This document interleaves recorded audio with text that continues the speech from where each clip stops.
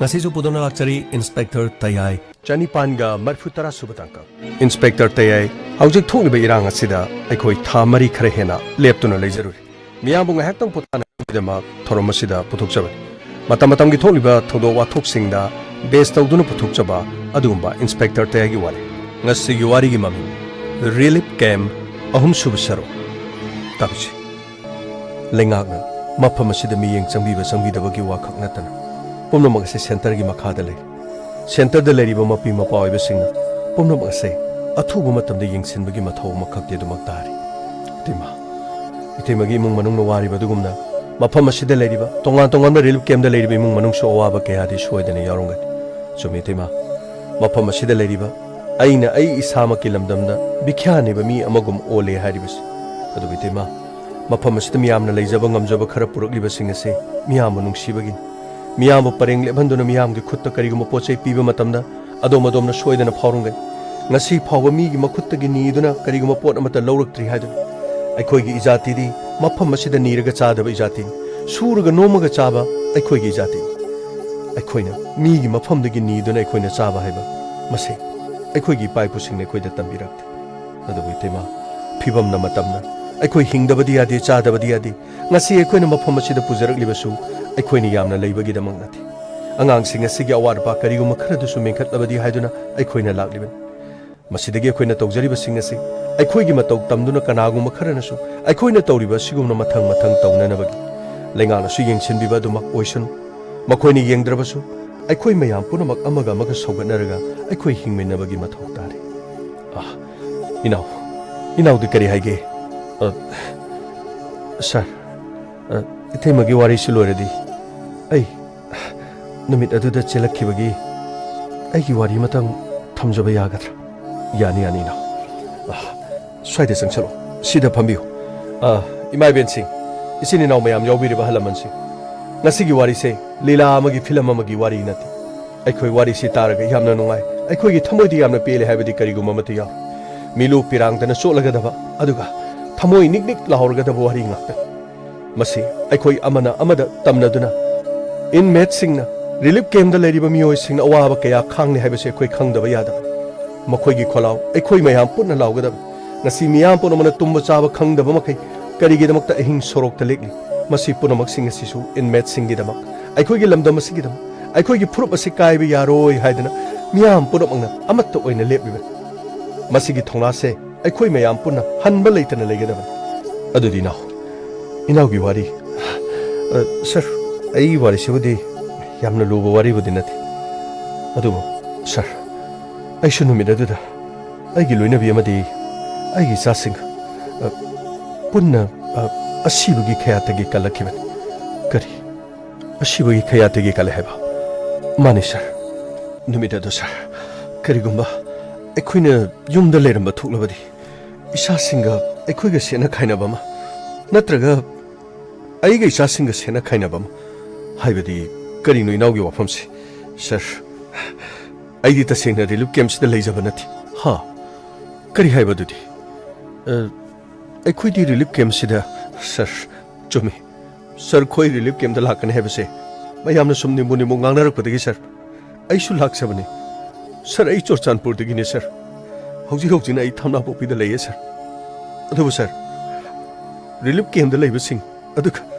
relief camp da leitaba mari mata gi yumda natraga relief camp asida khut sum punsinduna leibadagi hingdabadi yadabani na mapan thokna thabuk suduna leiba mi kaya marum leiri habase sir ai thamoi sengna mayam punamukta khangan janinge sir warabi biati relief camp asida leite aduna sarkar nasu aikhoi gi di sakthum hojing makidi piroi hai kona relief camp da leiri basing asi piba loraba matungda aikhoi gi kona pini hai adu sir aikhoi su mari mata gi yum da leibo rabasu aikhoi su mari mata gi mung do da saidang do na leiri ban he sir tangai phadabagi mari mata gi mung sing makhoi gi yum da de khoni ye libase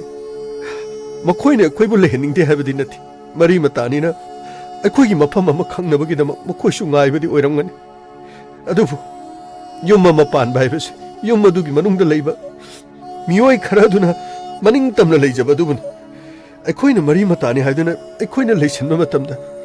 ngasi phawbada ekhoi kariguma nungaittabadi amatta ulakpa leiti adubu thamoi asidadi puba yadi pigli baisa singchina pahung ekhoi bu karama mathamda yumda hangadoribano haibada icha singsida oidaba ngangduru ngasi su lottuna thamli kayam kuina oidaba ngangkhini kayam kuina icha singsida mama mapa ama oina nam thak tawduna oida padaba singasi kayam kuina ngang khoibano honaribani hai tawribani hai hairurabasu nganglurabasu phagega pungega hairakan hingnabagi karigumba lambi mata leitraba aduga lainanabagi yum leitraba ipuk thana chabadi lairadana isa singsina karino mata layo haina makut thilakpa matamda leiba ngamdraba mama mapa ama oina ngasi hingna khoigi isagi lamdam masida changniba magum hingli mina nuksiduna khoida pirakpa mina khoigi damakta tamlakpa khut tingthok tana khoigi saruk adubu khoini yari sir haibiu sir ne hingliba punsiduda sir na khut tingthok tuna mina piba ngai kiba mikup ama karama matamda yaukibage sir khoidi hingna megi tangge ohungi thogdok asidagi ngaside khoi hingna bikhari ama oiduna khoi leirabani khoigi thamoide khoina waroromgadabase kayamuk yamna waroromgadage habase mapi mapa oibasingna su khangde hairuraga phage punge namchinduna thamge hairkani khoidi pangan sole kari batangamti adubo wakalabadi kanada wakatkan sir de asumagi damak thamoi sengna lepiban manipur da leriba police khodima khoina lana longte handak ngarang nan thokpa thodok tu da makhoina tamnana makhoi kharana angang singbu phubi nei biba koksin biba angang sing du koksil makha da makrang maya da makhoina tiar gas langsin ba madu madi yamna waro madu karamba migi macha ama suro kana gi sagai na taino haidro hojik pawbu chela pidri base marin dileitana ching de chalagadi lamba pawam namdi kaisu leitaba khoidro onsen dra phu dna curfew manungdani haiduna su khoina tholokpa kuidringa hairangoi thogya soida angang macha kharabu police commando khana tamthina phubi khimadu kadai mata tokidene makhoi gi macha ma su da phu boirabadi MLA singi macha ma su da phu DGP gi macha ma su da phu boirabadi oi makhoi di nungai ya phabani ama matheng na thoi makhoi di achau sangi macha soida su manipur da su le mapanda arapa mafamda athopa country da mahi masing tamdoro nungai na loina thamkhigani swai gi lepak le hauda achau sangi macha ma su mata yauro aduthi khungang da leriba mi singdi ama matheng pung mapan gi batung da chatpa yadre kari mata chatpa yadre chalurabasu angang macha ni chahi yengduna khara ngang ma chaiba matung manau tawduna ba fine goma lawraga gari so paisalaga gari gi che paisala wara watem basu yaina hekta phubiba kasuna taba class 9 khakta kariba ngang dubu maring jumdan nungmaina kapthali makok tu nungmaina kapthali nati madubu kaya dangam liba mayang sipai singnoba asiguma singde action lawba ngamdraga khoigi awabsida kanana mateng pangmigani sumina inaun haribado asoibabudi kaya basu leibajani adubu awaba mayam sini yaman khibadagi kariguma matamda ubu ngamdaba araibadi nati kariguma chawba phamnaiba mo oiramlabasune asiguma tanja sidadi hektamak solution ma purokpa haibado awabadi oibajani hoi tawhaningba semhaningba hongdohaningba paikhaningba kaya budi leitaba nati ama boire pomno mase khoigi lenga khaki wanati khwaidigi maru oribase center gi lenga kasini makhoina pumna mak yenga kadaban adubu hauji phawu karigi yenglatribano haibase masin khoi police ki maikai degi shu angan matamda khoi gi shu sugunuromda thawai thakre kadangwan gi sailomda khoi police thawai thakre madu khakta nati khun ngakpa lambada masigi chinau singa khoi police department ge khoi lepa ngakpa yauriban hoi khoi mayam gi marakta moren khara sontaba kariguma matamda tohaningdaba thogdok tholokpadi yai makhoi singado ai oirabasu makhoi oirabasu madaw home department madubu thijala kanda cherak pigedaba khoi su ngasi phawbada thabak tawribase khoi gi thakta aina tawruba thabak singadu gi case hauji phawba mayoknaba yauriban chumna ai samna tawkhibada lali haina hairakpa yauriban kariguma matamda achum maduna isadi henman khidna aran bado madugi cherak adu phanghaning badagi sana ꯈꯨꯠꯇ ꯑꯥꯏꯟ ꯄꯥꯏꯁꯤꯜꯂꯨꯕꯁꯨ ꯌꯥꯎꯔꯤꯕꯅꯤ ꯑꯃꯕꯨ ꯑꯣꯏꯔꯦ ꯏꯅꯥꯎꯒꯤ ꯋꯥꯐꯝꯗꯣ ꯃꯀꯣꯛꯇꯒꯤ ꯁꯦꯡꯅ ꯍꯥꯏꯕꯤꯌꯨ sir ꯌꯥꯝ ꯅꯨꯡꯉꯥꯏꯖꯩ sir ꯏꯅꯥꯎꯒꯤ ꯃꯤꯡꯗꯨ ꯀꯔꯤ ꯍꯥꯏꯕ ꯁꯔ ꯑꯩꯒꯤ ꯃꯤꯡ ꯇꯣꯝꯆꯥ ꯀꯧꯏ ꯁꯔ ꯑꯩꯒꯤ ꯋꯥꯔꯤꯕꯨ ꯇꯥꯕꯤꯒꯅꯤ ꯍꯥꯏꯕꯤꯕ ꯇꯝꯊꯣꯛꯆꯅꯕ ꯂꯤꯊꯣꯛꯆꯅꯕꯒꯤ ꯇꯥꯟꯖꯥ ꯑꯃ ꯄꯤꯕꯤꯕꯁꯤ ꯌꯥꯝ ꯅꯨꯡꯉꯥꯏꯖꯩ ꯇꯣꯝꯆꯥ ꯂꯤꯌꯨ ꯃꯐꯝ ꯑꯁꯤꯗ ꯂꯩꯔꯤꯕ ꯏꯃꯥ ꯏꯕꯦꯜ ꯃꯌꯥꯝꯁꯨ ꯇꯥꯍꯟꯁꯤ ꯔꯤꯂꯤꯐ ꯀꯦꯝꯞꯇ ꯂꯩꯕ ꯑꯁꯤ ꯈꯛꯇ ꯅꯠꯇꯅ ꯔꯤꯂꯤꯐ ꯀꯦꯝꯞꯇ ꯂꯩꯇꯕ ꯃꯤꯒꯤ ꯃꯌꯨꯝꯗ ꯃꯔꯤ ꯃꯇꯥꯒꯤ ꯌꯨꯝꯗ ꯂꯩꯔꯤꯕ ꯀꯌꯥꯁꯨ ꯑꯋꯥꯕ ꯀꯌꯥ ꯃꯔꯨꯝꯁꯦ ꯊꯦꯡꯅꯔꯤ ꯍꯥꯏꯕꯁꯤ ꯈꯪꯍꯟꯕꯗ ꯀꯔꯤꯁꯨ ꯀꯥꯏꯕ ꯂꯩꯇꯦ ꯑꯩꯈꯣꯏꯅ ꯂꯥꯛꯏꯕꯁꯦ ꯇꯣꯉꯥꯟ ꯇꯣꯉꯥꯟꯕ ꯔꯤꯂꯤꯐ ꯀꯦꯝꯞ ꯈꯨꯗꯤꯡꯃꯛꯇ ꯂꯩꯔꯤꯕ ꯃꯤꯑꯣꯏ ꯄꯨꯝꯅꯃꯛ ꯂꯣꯏꯅ ꯊꯨꯡꯗ꯭ꯔꯕꯁꯨ ꯃꯐꯝ ꯀꯌꯥꯗ ꯂꯩꯔꯤꯕ ꯑꯋꯥꯅꯥꯁꯤꯡꯁꯤꯗꯒꯤ ꯑꯩꯈꯣꯏꯅ ꯀꯔꯤꯒꯨꯝꯕ ꯈꯔꯗꯤ ꯃꯤꯌꯥꯝꯗ ꯄꯥꯎ ꯇꯝꯂꯒ ꯃꯤꯌꯥꯝꯕꯨ ꯇꯥꯍꯟꯒꯦ ꯀꯩꯔꯣꯜ ꯂꯩꯀꯥꯏꯗ ꯂꯩꯔꯤꯕꯁꯤꯡꯕꯨ ꯆꯤꯡꯊꯣꯛꯂꯒ ꯑꯩꯈꯣꯏꯅ ꯇꯥꯍꯟꯒꯦ ꯍꯥꯏꯅ ꯈꯟꯕꯒꯤꯅꯤ ꯁꯔ ꯌꯥꯝꯅ ꯅꯨꯡꯉꯥꯏꯖꯩ ꯁꯔ ꯇꯣꯝꯆꯥ ꯄꯨꯝꯅꯃꯛꯁꯤꯡ ꯑꯗꯨ ꯃꯤꯌꯥꯝꯗ ꯇꯝꯃꯨ ꯅꯍꯥꯛꯀꯤ ꯏꯃꯨꯡ ꯃꯅꯨꯡꯒꯤ ꯃꯤ ꯅꯆꯤꯟ ꯅꯅꯥꯎ ꯅꯪꯒꯤ ꯂꯩꯐꯝ ꯅꯪꯒꯤ ꯁꯤꯟꯐꯝꯗꯒꯤ ꯍꯧꯔꯒ ꯄꯨꯝꯅꯃꯛꯁꯤꯡ ꯑꯗꯣ ꯃꯤꯌꯥꯝ ꯄꯨꯝꯅꯃꯛꯇ ꯇꯝꯃꯨ ꯁꯔ ꯑꯃꯠꯇ ꯆꯤꯊꯗꯅ ꯇꯝꯖꯒꯦ ꯁꯔ ꯇꯝꯖꯒꯗꯧꯔꯤꯕ ꯂꯤꯖꯒꯗꯧꯔꯤꯕꯁꯤꯡ ꯑꯁꯤ ꯁꯔ ꯑꯃꯠꯇ ꯁꯦꯝꯖꯤꯟꯕ ꯑꯃꯠꯇ ꯍꯥꯏꯖꯤꯟꯕ ꯅꯠꯇꯦ ꯏꯕꯨꯙꯧ ꯄꯥꯈꯪꯕꯅ ꯁꯥꯈꯤꯅꯤ ꯏꯄꯥ ꯏꯄꯨꯒꯤ ꯄꯨꯔꯣꯟ ꯇꯔꯦꯠ ꯏꯃꯥꯗꯒꯤ ꯄꯨꯔꯣꯟ ꯇꯔꯦꯠ ꯑꯩꯅ ꯀꯔꯤꯒꯨꯝꯕ ꯍꯥꯏꯖꯤꯟꯈꯤꯕ ꯑꯣꯏꯕ ꯇꯥꯔꯕꯗꯤ